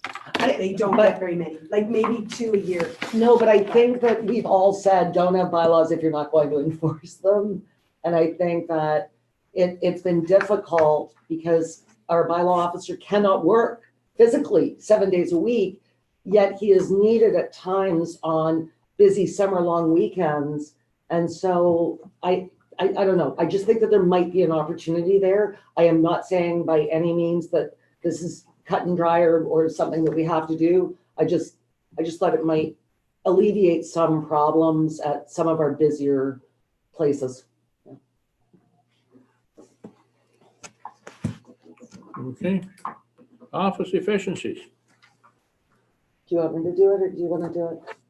Yeah, you sure? All right. So as you all know, we have this modernization fund. We were given $592,000 to find some ways of making the business of running this corporation more efficient. Now, I have said on several occasions, I don't know how much more efficient we can be. We really do run on a very tight budget. We're very careful with our taxpayers' money when we go out to do budget. One of the things that has needed to be done as a matter of, in my opinion, kind of a health thing as well with that carpet. But one of the ideas that our CAO has brought is there a way to make the office more efficient as far as the counter, as far as having somebody sitting right there? Sandra's got some great ideas, but at the same time, we would do the floor. So, and the floor would go all the way from in the office, all the way to the back door. Yeah. And it would be industrial tile, which would last, this building was built in 1990. I think 95. Sig, do you know? 95. Okay, so there you go. So, I mean, it's lasted a long time, but Sandra's got some ideas of maneuvering desks and where people's workstations to make it more efficient. The other thing she would really like to do is put in a 2-way window from the CAO's office to the counter, which would allow the CAO to see people that are standing at the counter, because at this time, the CAO is sort of working blind.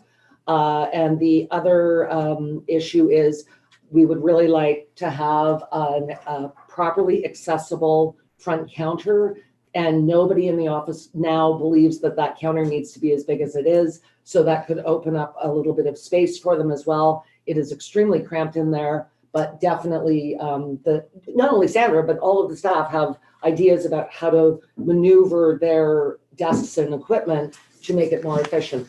In my estimation, I believe that that fund is where this money should come from. Now, I will tell you that at the OEMC conference, Steve Clark gave a shout out to me, to his friend Warden Murphy, for putting that money in reserves. And they told us, don't build a fire hall, and don't buy a snowplow. That's not what those monies are for. They're for us to thoughtfully decide where we're going to use these monies. And I think that we've sat on it for a little while. I think if Sandra believes that this will make, and staff believe that this is going to make the office more efficient, I think that this is something we should consider. And I know that you sent out an email with a sort of a Class D estimation because of the scope of work. it would have to go out to tender, which we could make happen fairly quickly. I think she knows that our CAO knows exactly what she wants to have done. So I'll throw it out there for comment, but I think that if you feel that this is a project that will make you better in your jobs, then I think it's something that we should sincerely consider. I would suggest the CEO's glass be one-way glass. Oh, that's what I meant. Sorry. Yeah. You Did can I see say out. two-way? Yeah, you said. Oh, two. I'm sorry. Oh, I One-way. think I called it two-way. I think because you thought did, yeah. I thought that's what it's called. No, it's Oh, one. yeah. one way. Yeah. Oh, sorry. Sorry. Sorry. Yeah, Some that was irate- some irate, I meant resident one comes in. way. I knew you did, and I didn't even correct you. One I way, didn't yeah. realize. One-way glass, Some yes. irate resident comes in and wants to see Sandra, and staff says she's busy, and there she's sitting doing her fingernails. I love it. One-way glass. One other thing, just, this is a little bit off topic, but if we have that funding, we could use some of that for our Cardigan software. We are. That, yeah, Sandra's gonna bring that back when it's done. Okay, That is absolutely what that Mhm. money is for. 100%, Jack. Yeah. That's what that money's for. Yeah. It is to find technologies and efficiencies throughout the corporation. Mhm. And that cartograph is very important going forward for our asset management. Well, we're into it now neck deep, so we should at least, if we can have funding to help offset some of the licensing Absolutely. costs, that's where But some of the that- funds should A go. lot of municipalities are using their money for that. Yeah, I just don't have all the costs Yeah. together for that. But I think that we want to, so no, going into the next number 5, we're going to discuss this, but if we want to apply for more money, we are going to have to say to the government, this is what we used our money for, and this is why we need more. So I don't want to run out and start buying stuff, but I do think that we should think about ways to utilize these funds for the betterment of the corporation and to make, if there's any other technologies that we think that perhaps our residents would like, things like that. And you know what? I've got to tell you, I've wondered for 9 years why we don't have microphones in here. And some of our residents were just saying they couldn't hear the discussion that was going on. And so perhaps this is maybe an inexpensive thing that we could do to make sure that people can hear us. Yeah, I was looking at, now that I've actually been to other chambers, our layout is kind of unique other than the few that use a table, but we're facing each other and not Rather than facing the gallery. And so many of them are So horseshoes. yes, and I'm Yes. just wondering, you know, Yes. this is kind of nice. We have our desks and such, but. But I think with microphones, we could solve this. Microphones might be able to. But do that. I don't like the fact that we've got people back there that can't hear us. I don't like the fact that one of our residents, I don't mind, by the way, but just that you have to move because you can't hear us. And I can never hear you. Isn't And that- that's not fair. I can That- never The hear that's system not fair. looking to the user for I can have a deep voice, schools. but you. They have. I'm projecting it the other way. Project from the back of the room where like the Or that. voice is like the lowest, and they use that in the school system. But But even Admiston Bromley, and they never have people in their gallery, even they have mics. And I believe they use them for the most part, but I just thought that this was maybe something inexpensive that we could just look into, Sandra, Yeah. if you don't mind. and have we put it to our department heads though to see what efficiencies that like they can come up with? Yes, for that's theirs? that's next That's step. the next step. Okay. That's the next step in shared services and in the modernization money. Mhm. we get our hands on the cookie, Jared, don't be counting cookies. Come out with a handful. Why does everybody look at me when he says cookies? Come on, I'm here. just gonna start calling you donut monster. The old cookie monster. right? Would that sign at the front be since it's gonna be in our budget next year anyways? Like our the sign we have to replace at the front, would that technically be The one that was considered, going, or can we- already going, living on, I don't know. No, that's a stretch, I think. that's stretching it a bit. I I was yeah. just curious in the sense that Look, it eats up a I- lot of our township staff's I time. appreciate the creativity, My cousin Melanie was just in here before our meeting and she actually thanked Sandra for the sign, for the municipal office sign. So it works, right? Okay. Santa Claus parade. No, Back to Back, 5. 5. Okay. okay, so the only people that are getting anything out of this first intake are consultants.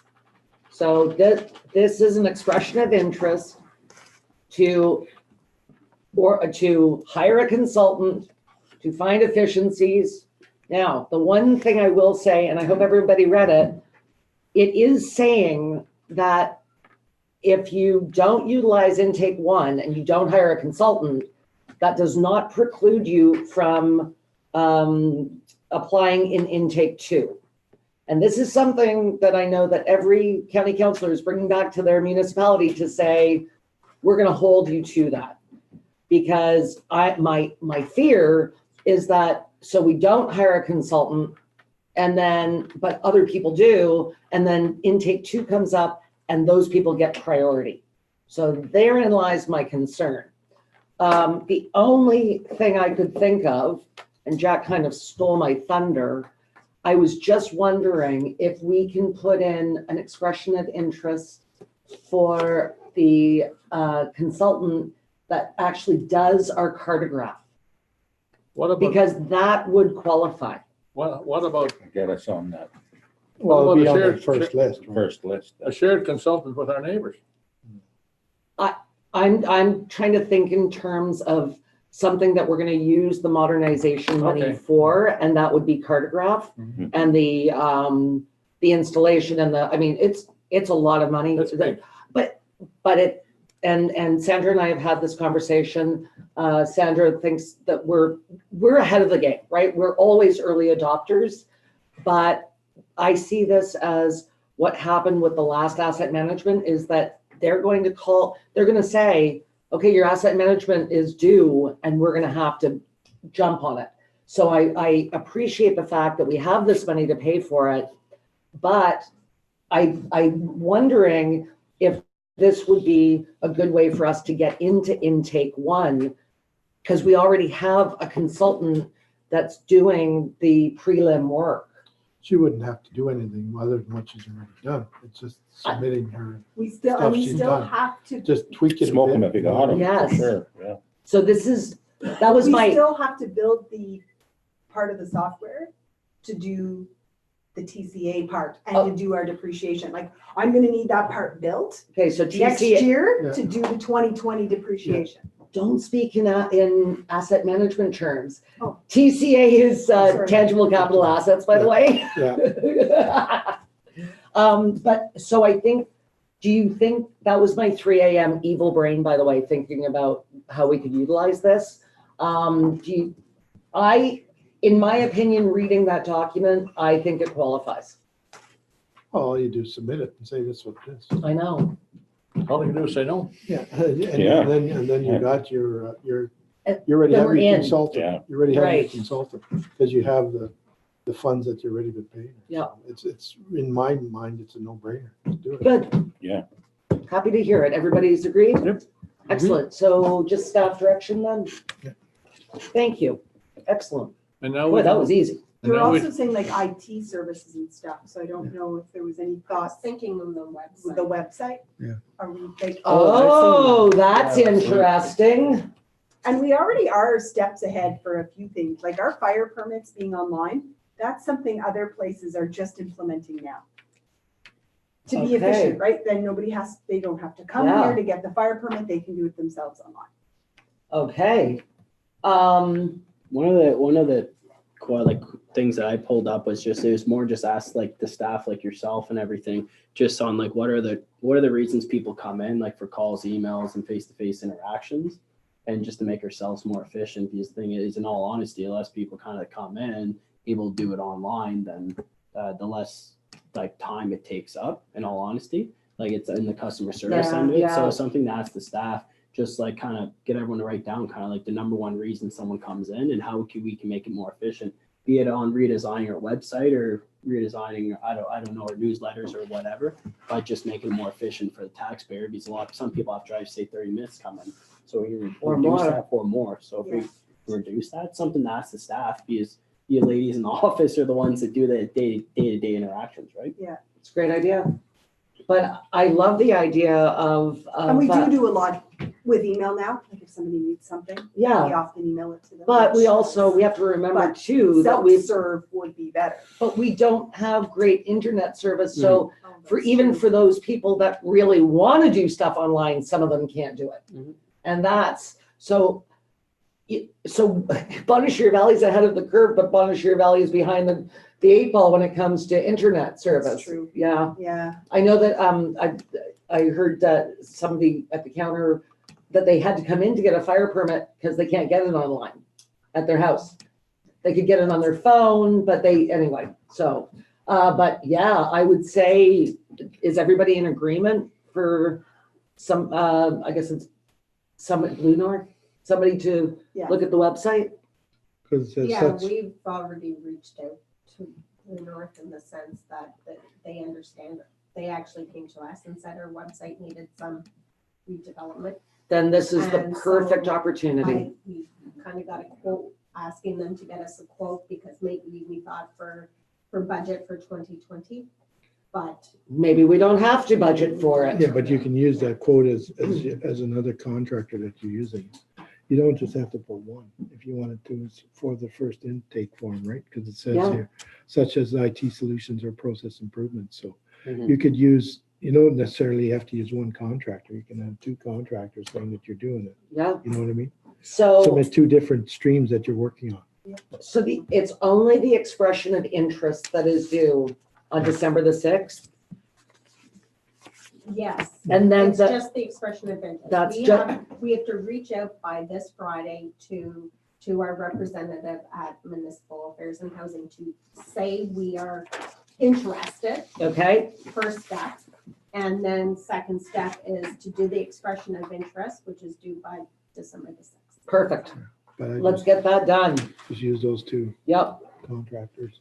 Go for it. It I all love goes it. back to the internet, doesn't it? I mean, that's the big side. Okay, we're ready to welcome Santa Claus? yeah, I think so. No matter what, we'll do something. So if everybody is, or if I can have some help with the decorating, that would help a lot, and I will provide the, Brent was just saying how Yeah. much he wanted to decorate your truck. well. Well, I don't know. It's because it is a lot for one or two people, You so know- if, You know what worked really well? Yeah. One year, Merv brought in his side-by-side, sure, and we just walked and we handed out candy. And we've got signs, right? The Bonnechere Valley, the Christmas signs. We could just do that if it would make it easier. And it's, that people really like, I think, the Candy giving. like us being out there and walking. It's kind of a nice walk. Yeah, like I can't guarantee I'll be there. It depends when Katie pops, right? Oh, So yeah. like that's the thing. So I'm not sure. but I'm pretty sure that I'll have a truck and trailer in the parade, Oh, so okay, so if you you want to do would, it anyway. if you would like to, Okay. so.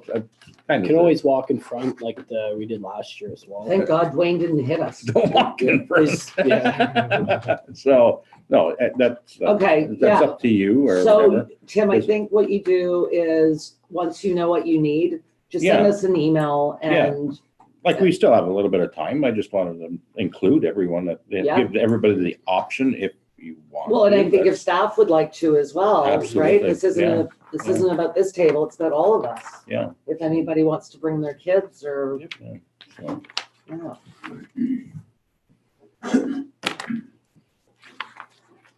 Play structure up beyond the park, we beat that to death, I think. We did. That's good. I'm looking forward to seeing what they bring back though. G5 update. G5 update. Well, we attended a meeting on Saturday, I believe it was, right?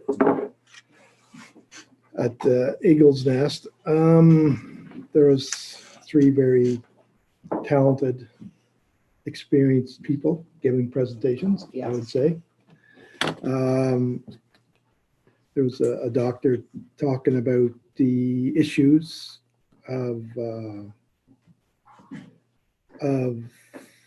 cancer due to cell phone technology. He was quoting cell phone testing.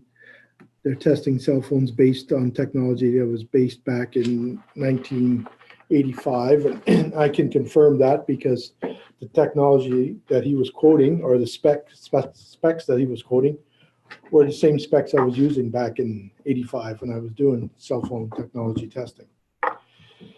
Cell phones, we all know, have really, how should we say, totally changed since back in 85. 85, they were analog. Now they were in analog cell phones at a lower frequency. Now they're talking now up to G5 frequency, which is getting way up there in frequency wise. The biggest thing with going with higher frequencies, it gives the telecoms more capability of transferring more data, bigger packages, and that's the whole, and they can digitalize it. Now, the problem is he brought up, is the standards have not really been kept up to date with the cell phone upgrades that they have. And G5 is, they're all saying G5 because it's lower power. Sure, it's going to be lower power, but the thing we have to remember with G5 is that it's shorter wavelength. Shorter wavelength, hence the whole thing about a wavelength is the longer the wavelength, the more reflection it sees about an object. So if you go to a shorter wavelength, it gives you the ability with less power to penetrate through stuff because it doesn't see the object. Back in 85, the recommended distance for a cell phone was you shouldn't use it any closer than 15 centimeters or 6 inches from your body. Who knows where it is nowadays with G5, but we know it's not going to be any closer, right? Because the wavelength's smaller, hence deeper penetration. He gave us quite a few examples of cancer rates, extremely Unbelievable. Some increased by 2-3 times as much. The whole presentation, I believe, is on your website, right? It is. It's on my Facebook page if Yeah. everyone wants to see it. Brittany Stiller from the library posted it. She live streamed it, but kept a copy. I urge everybody to go on and watch it. I found it very interesting, a little illuminating, but not fear mongering, which I felt was a great way to present it. There obviously, the doctor was presenting on different cancers. There is a part in this where he shows you some of the cancers that have happened right along where your cell phone would sit. I believe they said your cell phone should be 4 centimeters from your face. 15 centimeters. 15 centimeters. So it should be 6 inches, basically. And and really don't use your phone up to your head. They talked about wireless buds. Wireless buds are no better than putting your phone up. But the weirdest thing to me was they were talking about rates of breast cancer and that women were storing their phone in their bra when they didn't have pockets. And I thought, I've never even heard of that, but apparently it's a thing. They do. Yeah. And has increased the odds of having breast cancer. So I turned to my lovely constituents sitting behind me and said, I promise you, I've never stored my bra, my cell phone in my bra. That is not why I had breast cancer. So but very interesting statistics without fear mongering, which I think we both left kind of relieved that they weren't saying 5G is the boogeyman, but that we have to safeguard ourselves. There are things that we can do, like don't have your cell phone sitting next to on your bedside table, things like that. But very interesting. Frank Clegg was the former president of Microsoft. So he was speaking from, now he doesn't work there anymore. He's part of a not-for-profit, but he was speaking in terms of his industry and what his industry puts out. It was very interesting when he's talking about when you say, I agree, when you just click it, right? Do you read it? Nope. Did you know that for an iPad, you're supposed to use the iPad with the home button at the bottom, 6 or 8 inches away from your body? It says it right in the rules. I've never read that before in my life. Well, You know, the thing is, you can use it wherever you want, but that's where the unit was tested at. right. You know, it's like when I was testing the units, there was a certain distance I put them away, and that's where you measure your spurious levels, how high they are. And that's what they base where it can cause damage and where it can't, right? And the thing people got to realize is the phone communicates continuously to the base station, because there's no other way you'd never receive a phone call. And the thing also, the farther you are away from the base station, the more power the phone is putting out. Hence, the more power the phone is putting out, the more power that's being radiated in both directions. Like an antenna in the phone is omnidirectional. So the same amount when I have my phone here, same power is going out here is going in there. There's no direction to the antenna, right? And when you're farther away from the base station, it's putting out more power, right? And realistically, they were talking about you can't stop progress. It's going to keep going. It's going to keep going. It's going to keep going. But the only thing you can do is make what they call safe places inside your own home, where you can take a break from it, where your kids aren't exposed to it. Like even Wi-Fi in school now, the kids are exposed to a certain amount of RF energy all the time. And it's only, who knows what impact it's going to have 20 years down the road to these children that are imposed to RF energy continuously at schools, or sitting on iPads or sitting on their phones. I know when I was testing the phones, cell phones were not recommended for anybody under 16 because of their brain not being fully developed, right? So it's not like we want to throw fear in it. It's just people have to be cautious and be aware of what's going on. And it's the same thing with G5. Like everybody talks about G5 coming here. G5 might eventually come here on the roadways or whatever, but G5 will not come until G4 is here to fill the pockets. Because G5 is based on a cell site every 200 meters, basically, because they communicate and then they communicate back and forth, right? G5 is used for vehicles that are autonomous vehicles, stuff like that, because it needs continuous communication, right? So it's basically technology. You're going to have technology. With the technology comes the good, the conveniences, and also the bad. And that's just the way it is, right? It was a great seminar to go to, though. Yeah, and well, very well attended. Yeah. Yeah, So a self-driving vehicle coming through Eganville wouldn't know where to go. Well, no, there wouldn't be. No, they wouldn't. They don't have communication. Right? You need that because it has to hand off to here to here to there, and that's what it's all about. And that's why for G5 you're going to have, and that's the thing that they're concerned about, is they're going to be on lampposts, so they're no longer 200 feet in the air.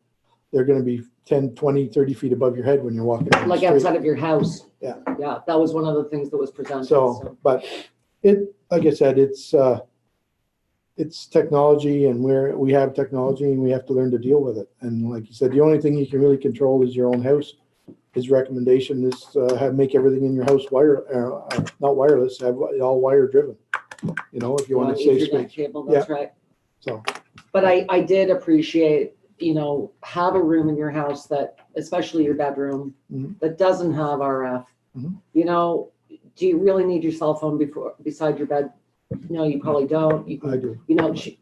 But what did Sheila say? She said, go out and buy an alarm clock. Yeah, no, right? but I need it for the. Oh, for the great, yes, for the plant, of course. Well, I got a call the secretary this morning telling my Visa card had been reached. Oh, I got that too. Yeah. And did you get the call from Switzerland wanting to know whether you use gel or foam shave cream? No, I didn't get that one, but I did get the Visa one. Yeah. But no, it's like I said, it's a very worthwhile to go to presentation, and people should check it out, and then you can see for yourself. No, I was too slow on the draw. I should have said, I have a poor connection, Give me your number and I'll call you back. Anyway, garbage tickets. Yeah, I brought that.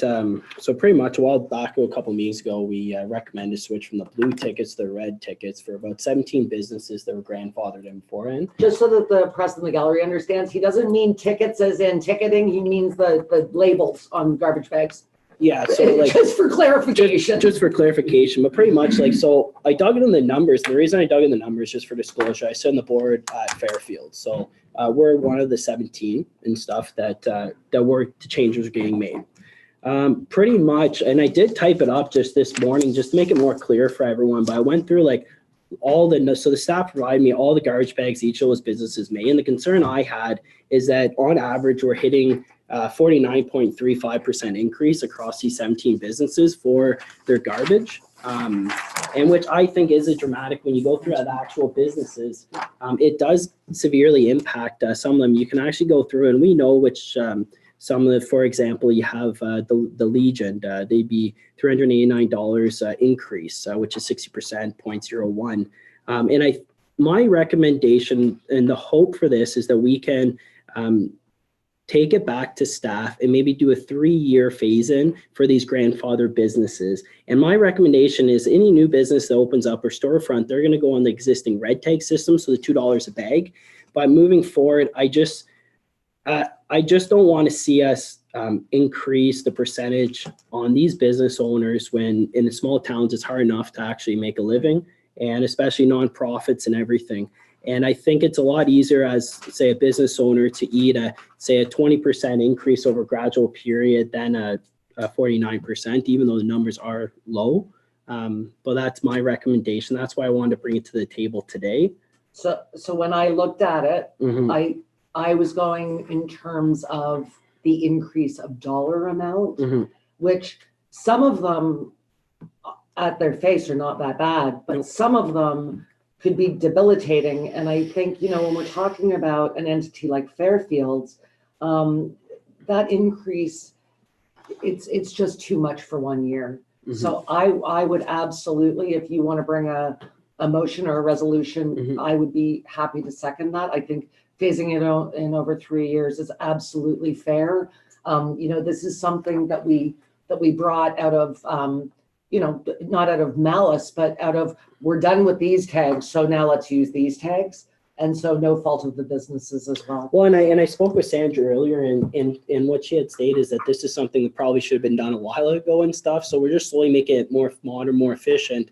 But I think as the gradual, and I would make a motion that we have staff looking to a 3-year phase-in for this program.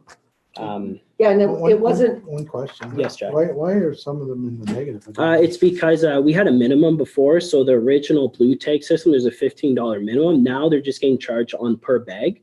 And that's why. So some of them actually didn't even hit the $15 quota. And that's why some of them do have a decrease. You can look at, I believe there's 4 businesses that had that. A decrease. So they weren't meeting their. They weren't even meeting the quota, to be honest. Like the post office, Yeah, they don't really produce anything. So You shouldn't throw too much mail away. So what are we going to do? Are they going to be phased into their minimum, or what? I don't understand. So for How would you do it? What would you do So with it's- those individuals? So for those ones there, and that's I why, would say for those, just move them off. 'Cause Well, it'd be yeah. cheaper. Well, that's to what I just mean. Buy a $2 sticker. Yeah, it's Yeah. cheaper for them to Yeah, buy stickers. Absolutely.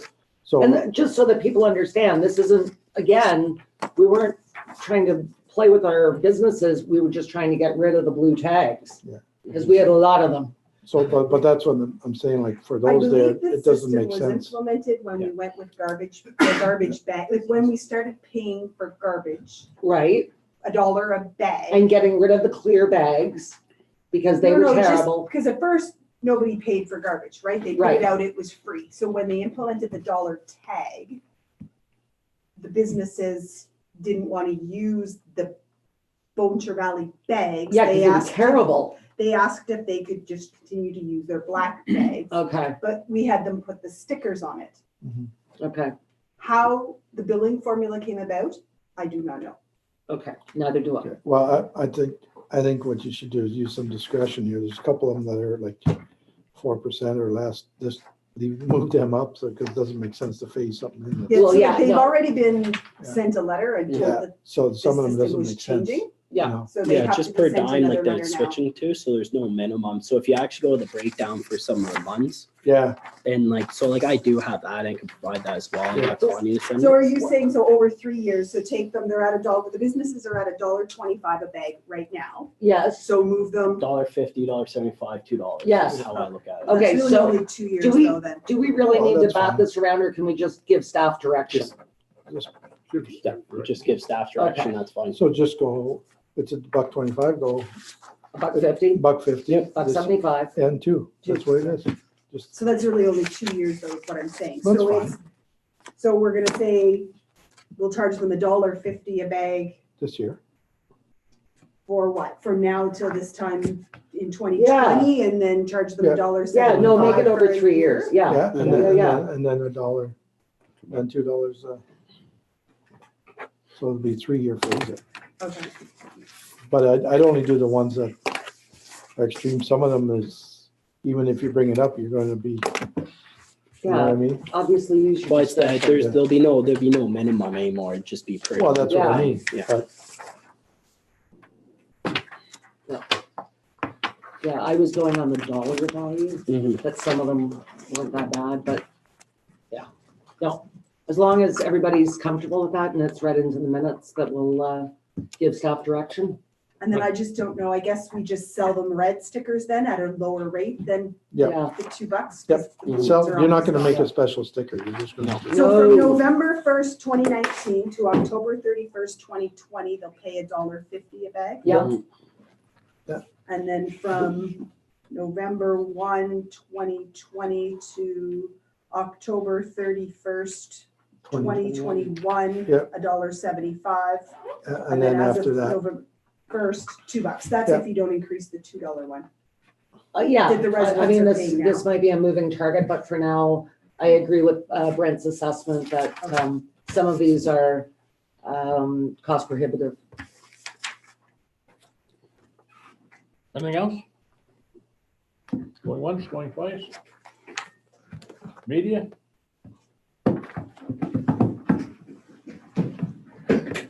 I was wondering, like, when you guys are doing an EGC meeting or update, this afternoon, when? probably, are we doing it before close or after close? We're gonna take that. We can do it before close. Would it make your life easier? It would. There we go. You want to be nice to me today? Yeah. I'm just saying, like, if it's easier, we can suspend this meeting. We can go into EGC and come back later and do our closed. I would appreciate it.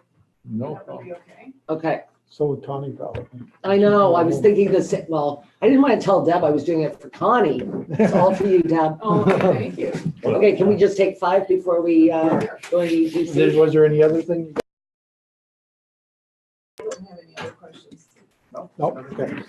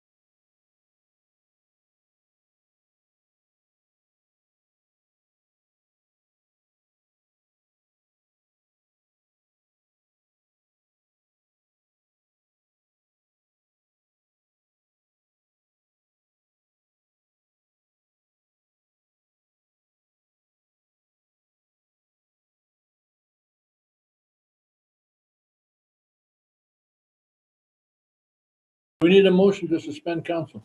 Yes, I think we should. Oh, no. We're not turning that on, are we? Yes, Well, you got, just Which sit way- where this you way? are. hey, Connie, which way do you want to sit so it gets your good side? Uh-huh, right up there. It's all right. Everything is Connie, good. we thought it might be Sit down. nice for Pull on people in. wanted to see.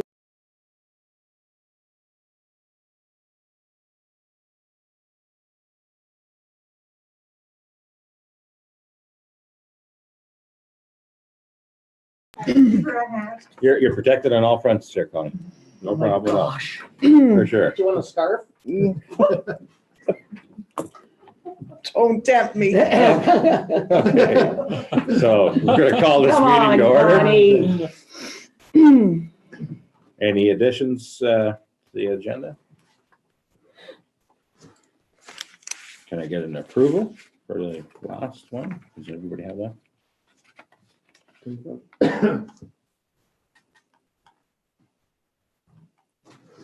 Any pecuniary interest?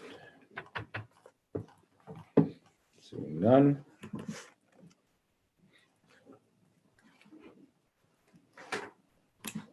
So, September, October 9th, 2019, there's no, Minutes of September 24th. we did that, did we not? Okay, the approval of the minutes, sorry about that. Looks good to me. Good, Perfect. Yep. okay.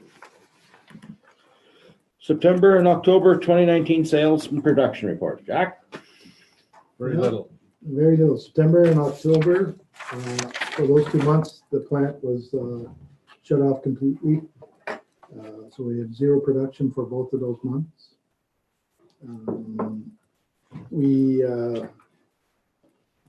I'll give you an update on the turbine repair. As it sits right now, all 3 turbines have been repaired.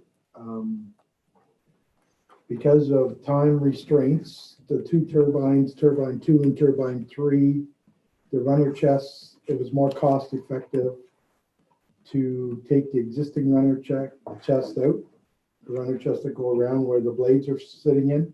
They were taken out and our contractor actually took them back to his shop and welded them and then milled them down and put a hardener surface on them. So, so the 2 of them that were in worse shape, runners 2 and 3, turbines 2 and 3, those are the ones without blades that are adjustable blades. They had the most cavitation in. We also, for those 2 units, we actually had to remove the electronics totally because the shaft had to be pulled out. The shafts, both of the shafts were damaged. So we removed the electronics, pulled the shaft out, and the shaft also was taken back and welded and built back up. And since we had the shafts out, the decision was made to put in, when you put those new bearings in, if you don't remove the shaft, what you can do is you can actually split the bearing. And that gives you the flexibility of putting it in on 2 halves and then bolting it in. Like a cup and cones, You don't right? have to take everything Idea? out next time. Coupling right around the Okay. shaft. Because the only way to take the bearing off without cutting it would be pull the whole shaft out, right? But since we had to pull the whole shaft out because it was damaged anyways, I made the decision, and so did our contractor. We put on, the new bearings we put on, we did not cut them. And the reason being for that, when they're not cut, they actually hold tighter to the shaft than if you have something you slice, right? It only makes sense. And if at some time when the bearings have to be replaced, you can always cut them On the shaft. on the shaft if you have to be, if the shaft doesn't have to be taken out. Soon as you take the cone off and you pull the bearing up, then you can tell, you measure the circumference of the shaft, you can tell if the shaft is damaged or not, or if it's acceptable tolerances that you can put another bearing on. So units 2 and 3, they were basically totally torn apart. The runner chest, both top and bottom, were rebuilt. The shaft was rebuilt, new bearings put on. We ended up having to put 5 new wicket gates on between the 2 of them. There's 16 wicket gates a piece. We put 5 on, because 5 were damaged from material hitting them. Unit number 1,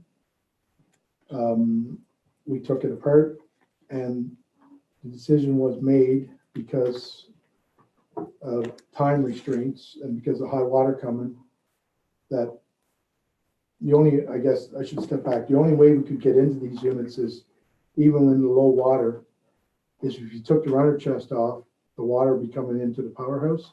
So we actually went and got a bladder, 48-inch bladder, because the outlet tube is 44 inches. We got a 48-inch bladder and filled it up with air so that it would stop the water from coming in, so we could actually work on the units.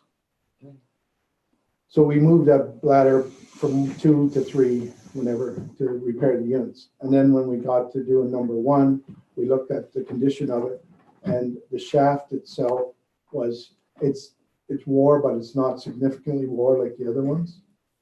And so the decision was made that I said, we'll just leave it for now, because when we were working on this, I also did I had the tail rays blocked off so that we could go in and measure for outlet gates. That measurement was done, so that we'll have a contractor making outlet gates this summer. Once the gates are in place, then you don't have to use the bladder, and then you can individually work on one whenever you want, right? It gives you that flexibility. Good news. Yeah. So those gates will be constructed over the winter. Because we have more time, we can actually go for a better price instead of getting one like underneath the gun. Now they have the measurements have been taken. Will has sent it out to 3 different contractors to manufacture the gates. So we'll come back with a price, and then when I have the price, I'll bring it back, and we'll decide on which one to go with. But getting back to number 1, because of the condition the shaft wasn't as damaged as 2 and 3. It was Will and I talked about it, and we decided that we'd just put a new bearing on. The worst case scenario is you're going to ruin the bearing. The bearing's $2,500, right, for the bearing roughly.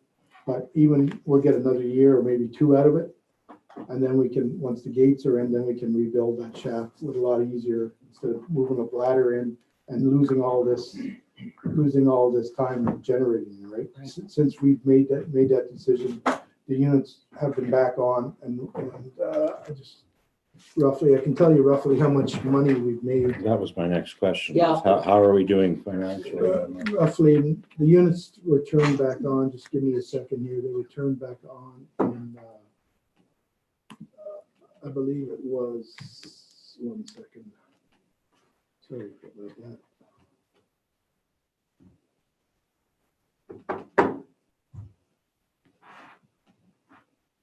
Is that monthly thing?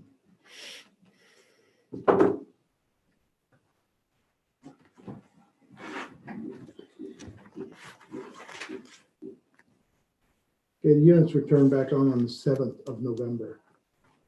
And since the 7th of November, we've generated almost, as of yesterday, 96,000 kilowatts. So 96,000 kilowatts corresponds to roughly So not even 2 weeks. times 0.96 times 0.122. It's about 11,500 roughly. So revenue. What type of efficiency are your 3? Well, right now? we don't have enough water to run all 3. That- So right now, there's 2 units that are currently running. Okay. But because, like I said, you can't work in the tail rays if you have them running, right? Yeah. So with 2 units currently running right now,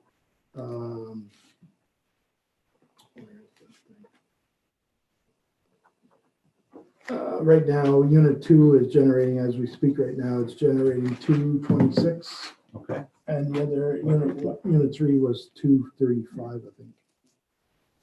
So Jack, are they producing more with these repairs? Are you seeing? Well, it's hard to tell because 'Cause of I'm the water. losing water. Right. I have Of to be at course. a condition where we're holding our own water. I Okay. know individually, If I turn one on individually, we're producing more. Like a G3 by itself produces 245 kilowatts. Okay, so it's producing more than it would, but it's hard to, I can't tell what the overall plant will do. I know there was a time when I first turned it on, and with all 3 units running, the plant was generating 665 kilowatts per hour. But then it's, the problem is the water in Round Lake is still being held.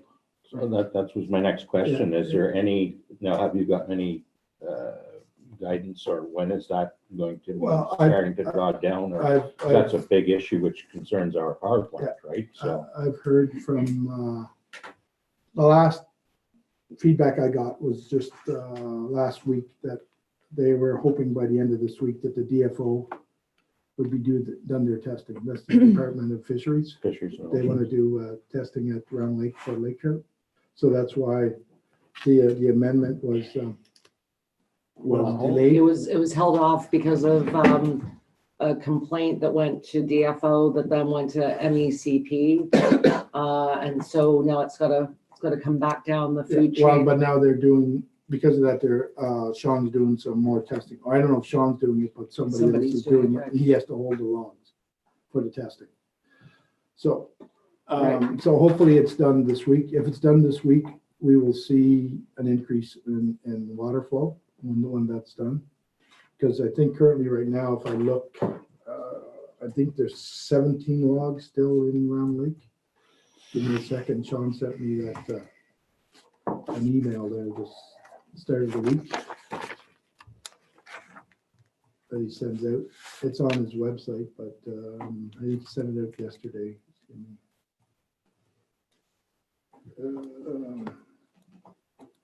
Golden Lake, there's Round Lake has 17 logs. There's a note, lake trout shoal work will be completed this week. Okay. So that's what the note's on there. And that's Round Lake currently has 17 logs. Oh. Golden Lake has 6 It'll be all logs. so 6 logs in Golden yet. at this time last year, prior to where were we in log situation in Round Lake, Jack? I'd have to go back and look, Tim, to be. We wouldn't be at 17 logs still, would we? Last year we might have been. I'd have to look and see, because Round Lake was always drawn lower because Golden Lake was given a chance to empty. Well, and that's what So, I'm but- saying, where but- we're beyond that timeline to but- get that downstream for us to the concept with the amendment was to have Round Lake drawn first first. and then get Golden Lake filled and then let Golden Lake get rid of it. What they've been doing prior to that is they've been pulling down Golden Lake and then pulling down Round Lake. And if Golden Lake didn't get rid of it all, it held it, right? And then it sort of dissipate over the winter. But like I say, the reason I'm asking is we just went through 2019 flood and the whole preventative maintenance. Well, I of this deal. can go back in my notes and see to it. It'll Is take me to, some time to see where it's at. Okay. And even if you go on the Renfrew Power Generation's website, it'll tell you, just click back on the history, they have all their water logs, and they'll show you what the log, but I would believe we would have started drawing down the logs. If you look, and I don't know what you can see the level of where it is there. See that's current line, that's Round Lake. See, that's where they put the logs back in to do the fishing thing. They had taken some out, but they had to put them back in Round Lake to hold the water. So your hope then is that by next week, you'll see some more water come down the Bonnechere? Well, yeah, I'm within the sure next we 2 will. weeks? Like right now, it's generating, the plant's generating around 10,000 kilowatts a day. If we had 3 units running, you'd be upwards close to 15,000. That's what we generate per day, right? So looking forward to next year, because we have a lot of ground to cover back again with our revenue from our generation station.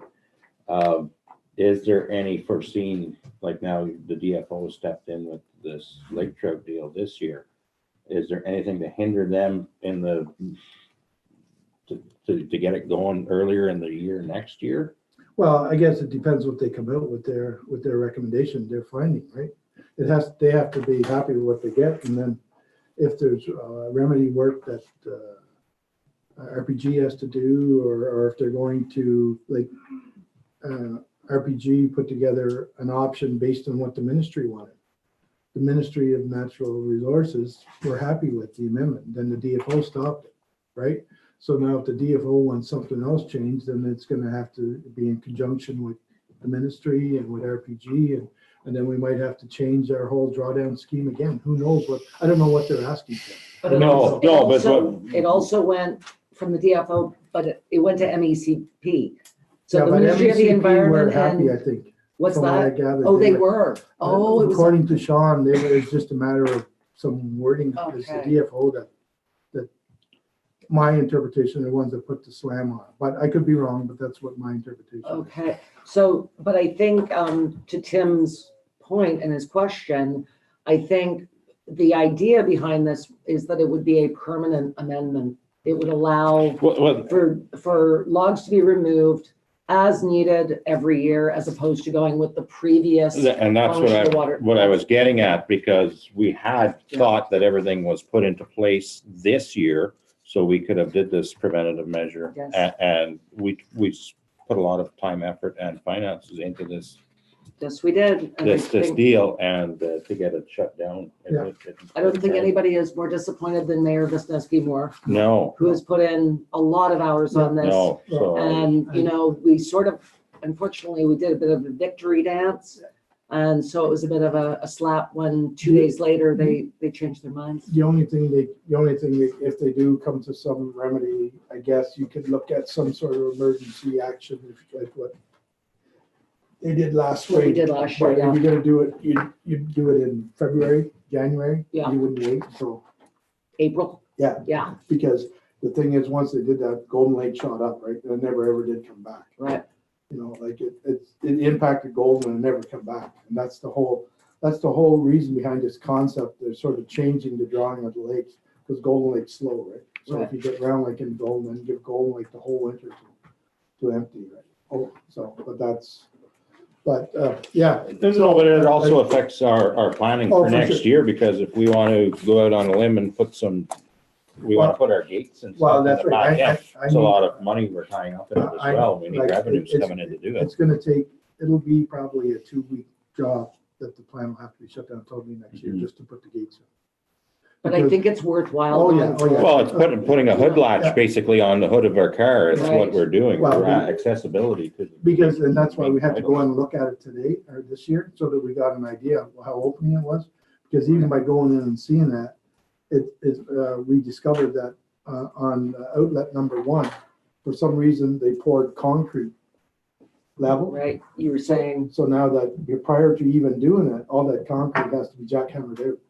Because the gate has to go down past the opening, right? right, Instead of it sitting flush, because the water's gonna keep coming in. right. So all that concrete that was poured there has to be now removed, so the gate can go down a couple Could you- inches past.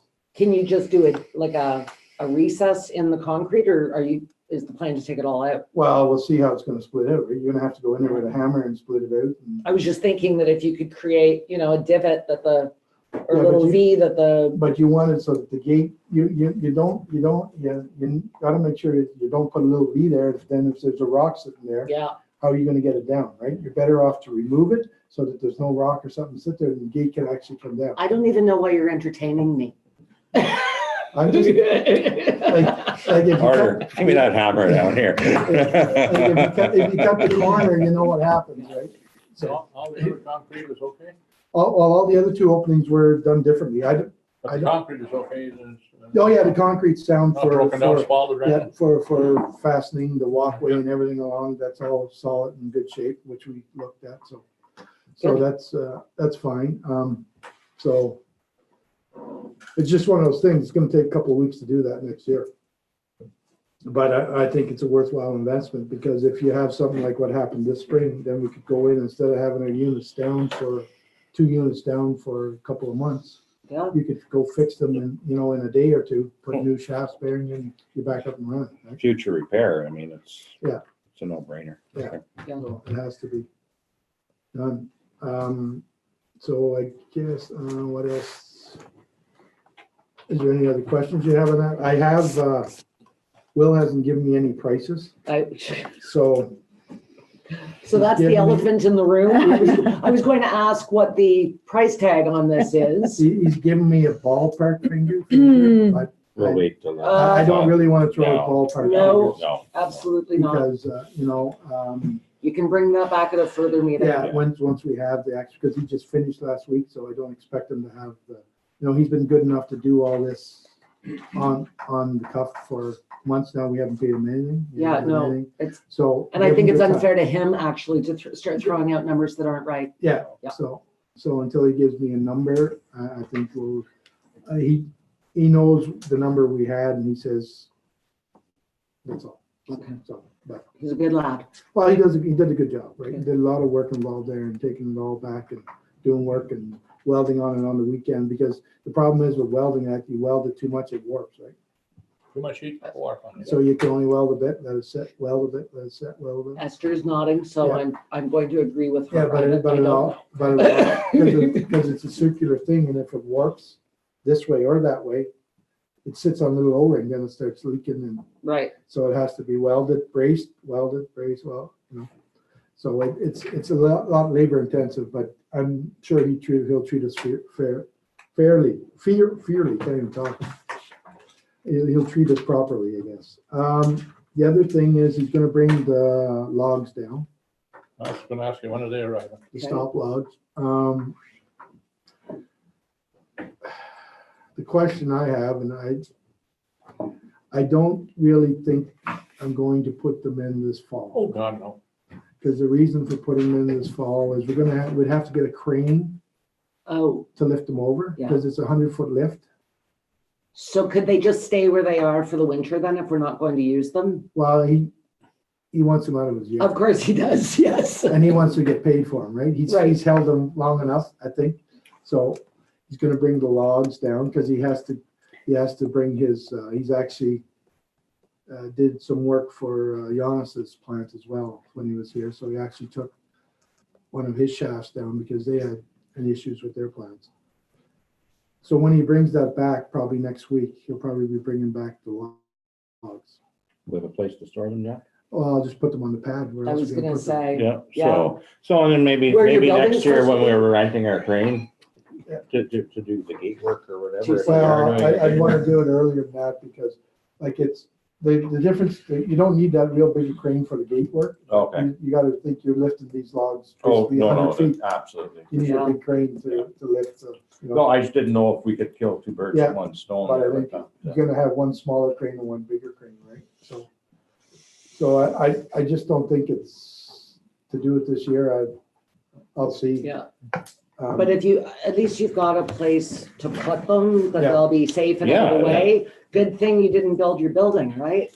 And if they're Too within soon? crane, if. Too soon, Jack? The thing is, if they're within crane reach where Yeah. you put them, at Yeah. least you don't have to worry about moving them again That's and right. again and Yeah. Just in again. the crane So reach. that's why I'm asking if we have a place on site to But store. if we didn't have that pad, they would really be in the way. You don't have that much room down there. No, you'd have to put them in front of the building. So Yeah. it'll be the office washroom for another year. So what's the 2020 outlook look like then? Like just a rough, like, so about 2 weeks in the summer, we'll have to shut down just for the, Well, it depends on Gates. water again, right? Yeah. Like if this amendment goes through Mhm. and we get early drawdown in Labor Day, Mhm. um, I'd be projecting the numbers for 2020, 400,000. and then on the units right now, is there any other existing maintenance that we have, like parts that we had to order in that can't be put in right now? Because I remember in the summer, some parts, like new parts, wouldn't come in until like next year. Like, or are the units right now, like what we're gonna have in 2020? Like Well, moving the forward? units or- are, what we have right now are the units that we're gonna have in 2020. The only thing that might be, I'm gonna probably order another 4 or 5 wicket gates, so that we have them, because I Yeah. like to keep them on, if something gets damaged. It's not like they're gonna go bad sitting on the shelf. So I'll order another 4 or 5 of those. So I like to keep them around a half a dozen running around, and. Those puppies are about $1,800 a piece. Yeah, last quote I got, there were $1,200 a pop, but they could be more So you said that there are 16 of them per unit. per unit, Yeah. yeah. No.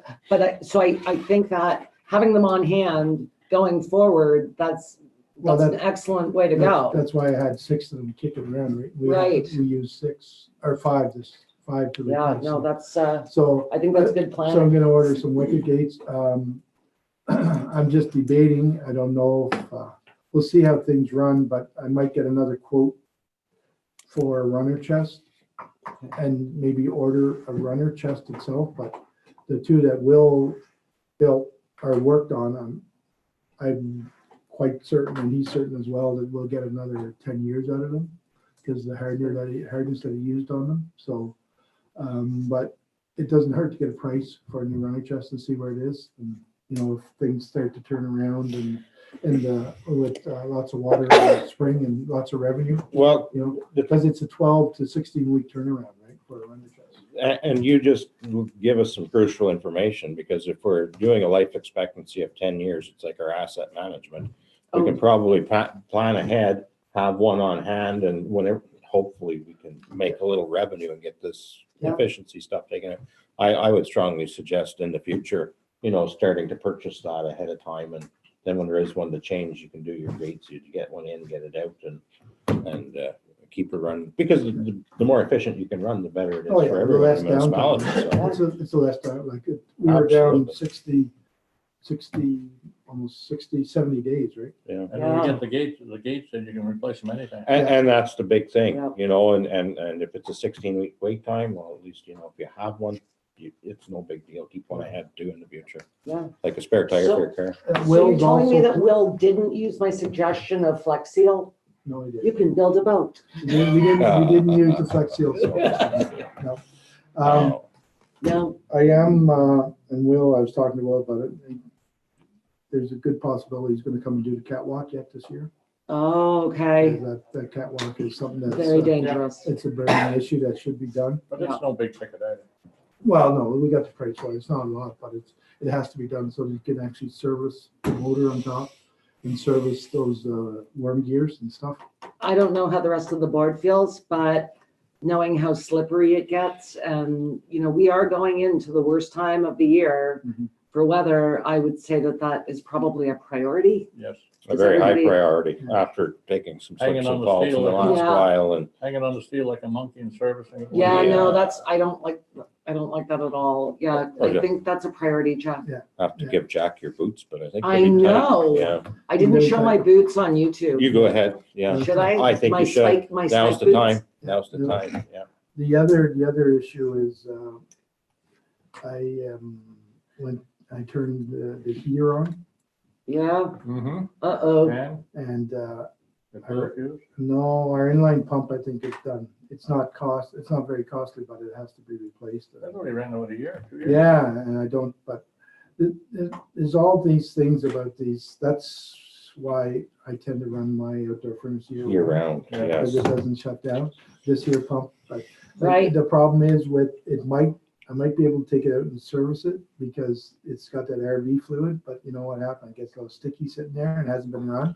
All of a sudden you turn it on and it just pump gets real hot. It's no different than running a generator. You have to run it at least once a month, Yeah. right? But You with keep that- that stuff going. But with RV fluid, Our Webasto heaters too, I mean, working and servicing at the shop, you know, nobody runs them in the summertime, and in the fall, they're all stuck because all the sediment sits in the bottom. You Yeah. gotta Yeah, maybe fire that up once Yeah, a week or yeah, once a month. so, but, so that is, aside from that, the heaters themselves come on and stuff, and the flow switch shut off what it's supposed to when the pump's not working, which is good, so that turns the heaters off. Right. So that end of it seemed to work, and I have a new pump on order that I'll switch it out, and then once I switch it out, I'll see if that pump is serviceable or not. Maybe just changing the components Clean her inside. They might have just got, from the, it might be one of those things with an RV type of material that you only get so long out of the pump. They're not designed to move RV antifreeze, right? It's Right. gooey, it's sticky. Right. They're designed to move water, right? well, So, see what you A little can more do. viscosity. But Yeah. love that word. We had to get that I in know, there. right? Yeah, Yes. you slid it in. I saw slid the that. viscosity in there, so. So, and then. But I think that obviously a heater, you have to do it, but I Donnie knows how to I- spell it. urge you to get the catwalk done. Yes, Yes. Unless you want my boots. Yeah, no, I'll do the catwalk. The other issue, I don't know if you guys saw in the package, I have quotation in there for cameras. Yeah. My opinion, I think it's a good idea. I'll tell you why. One on the back of the gate for sure. There's a view of the deadhead on there, and it comes down.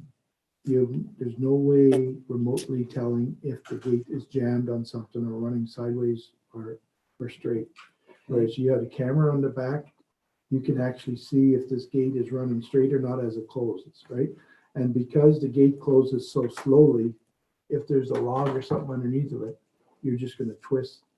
Oh, yeah. You're gonna twist with one jack Yeah. and it's gonna push against the other, right? So I think that is something we should look at, and it's probably be a good idea to put some in the trash rack. Because then you know what you got. Know what you got. So then is that option one? I didn't really get a sense of what option you wanted to go with. I understand that you're in a, a low, obviously being down for 70 days, low revenue, but I think we can make that up next year. If this is something that you believe is necessary, I think that as the operator, we have to listen to you, but I didn't get a sense of what you wanted. Let me just go back here. I closed it. Well, sorry about that when I went to the other thing here. You want to see this? Yeah.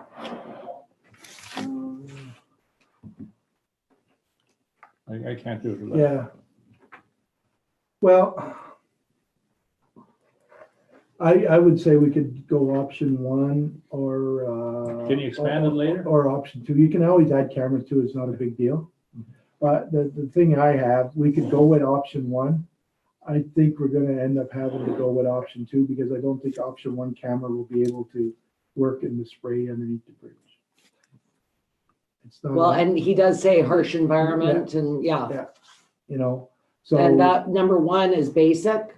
Yeah. Number two is one basic, one harsh environment. Yeah, but what I was thinking of is actually three cameras, one at the gate and one on each end of the trash racks. All right, so you'd come in somewhere between option two and option three then? Yeah. El Presidente, what do you think? Cheaper than a new gate? It is. It's, we also have to be careful on how much we spend all I in one know. shot too, I right? I would probably say wait till Will comes back, like with the his number? price and Yeah, stuff. and then prioritize. Go to the next one, like we Well- know how much it's gonna cost for Yeah. that. It's fairly accurate quote, just because I just had this done. Yeah. And Corey's know. great at giving quotes. I would hold, my recommendation Yeah. to the board is to hold off. We spent a lot of money and it's just hold off until we know what our financials are gonna look Yeah, like.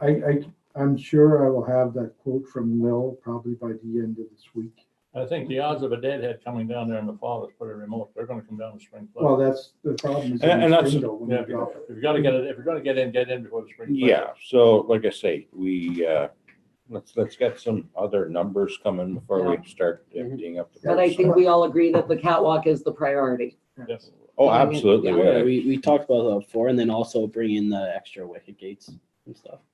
Yeah. But the wicket gates, I can always delay that. And then, Yeah. Because we're not gonna be in there until, like realistically, with high water now, unless we put a bladder and we can't even go in and change wicket gates. So, yeah, just, So like the wicket gates is something I wouldn't order probably until after April. yeah, until we have the Okay. actual Until I have access to it. revenue, right? Yeah. It's not something I would spend the money on. and that's what I'm saying. We'll just prioritize what we need to do. Your safety is very much the Yeah. top. I don't care about anything else right now. Your safety is the very top of the priority list. But as our revenue starts coming in, then we'll start doing our efficiencies a little bit more efficiently, right? So it's, And potentially have a maybe, good night, Erica. or even itemize the list of say projected 1 to 10 year expenditures that you think, like in the sense that say cameras is kind of like just an extra thing that makes us say more profitable in the long run. Like that's how I look at it and stuff. Just like even like say 5 wickets a year and stuff, and just carry on with that. just so we know, because thing is, like, I'm not expert in, say, the dam and stuff, so it's just kind of, but it's good to see like 1 to 5 years, kind of what we expect expenditure, especially if we have any more like steel to bring in. No, and everything you presented in the last, since I've been, or we've been sitting around, has always been to make the plant better, more efficient, more productive. So our number one thing now is to get it more productive on that timeline. And we'll see some more stuff coming out, and hopefully they all stay on par now for the next little while. Well, once we get some more water, right? Get some more water coming down the pipe, and Too bad we can't use a little efficiency money on it. yeah. When we I had think that freeze would be up, stretching it. it actually, the water actually went down when we had freeze up there. That couple of nights it froze up, you can tell how quick the water drops.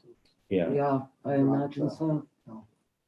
But like I say, right now, we'll see where it goes. We're right around 10,000 kilowatts a day. And I'm hoping as of next week, we'll be closer to 12 and a half. It's better than it was. Yes. Yeah, well, thanks for getting that done. Thanks, Jack. Okay. Any questions?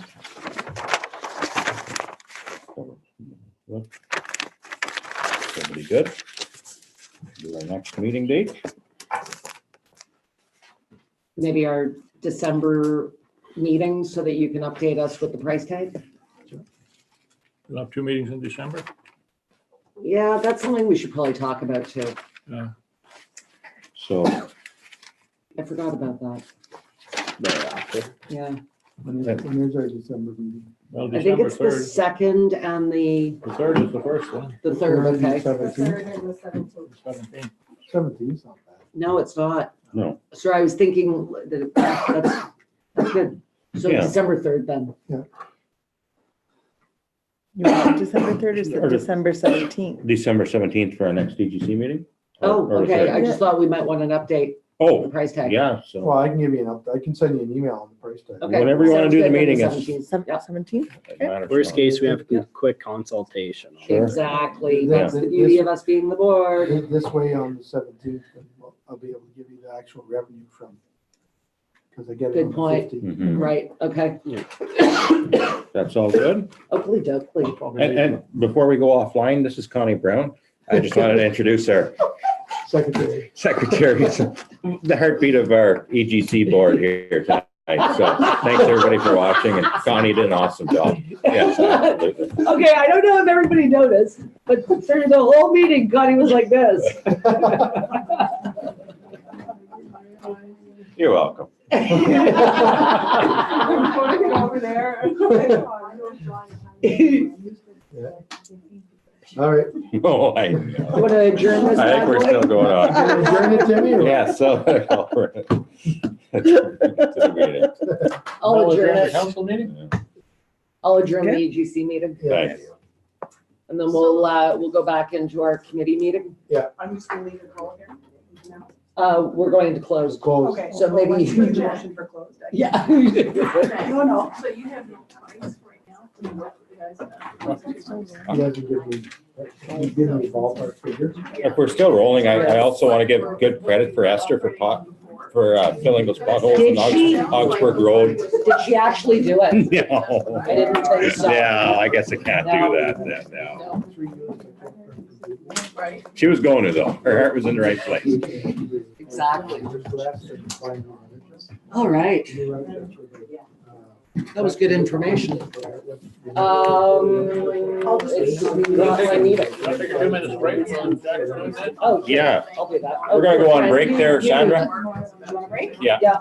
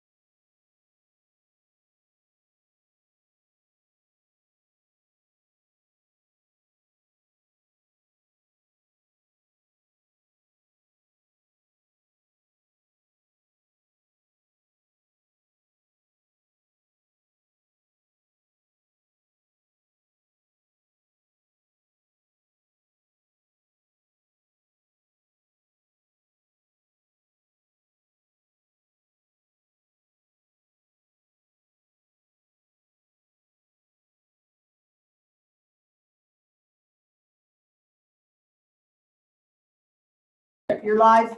Okay, motion to go to close. Tim? All in favor? All in favor? Mhm.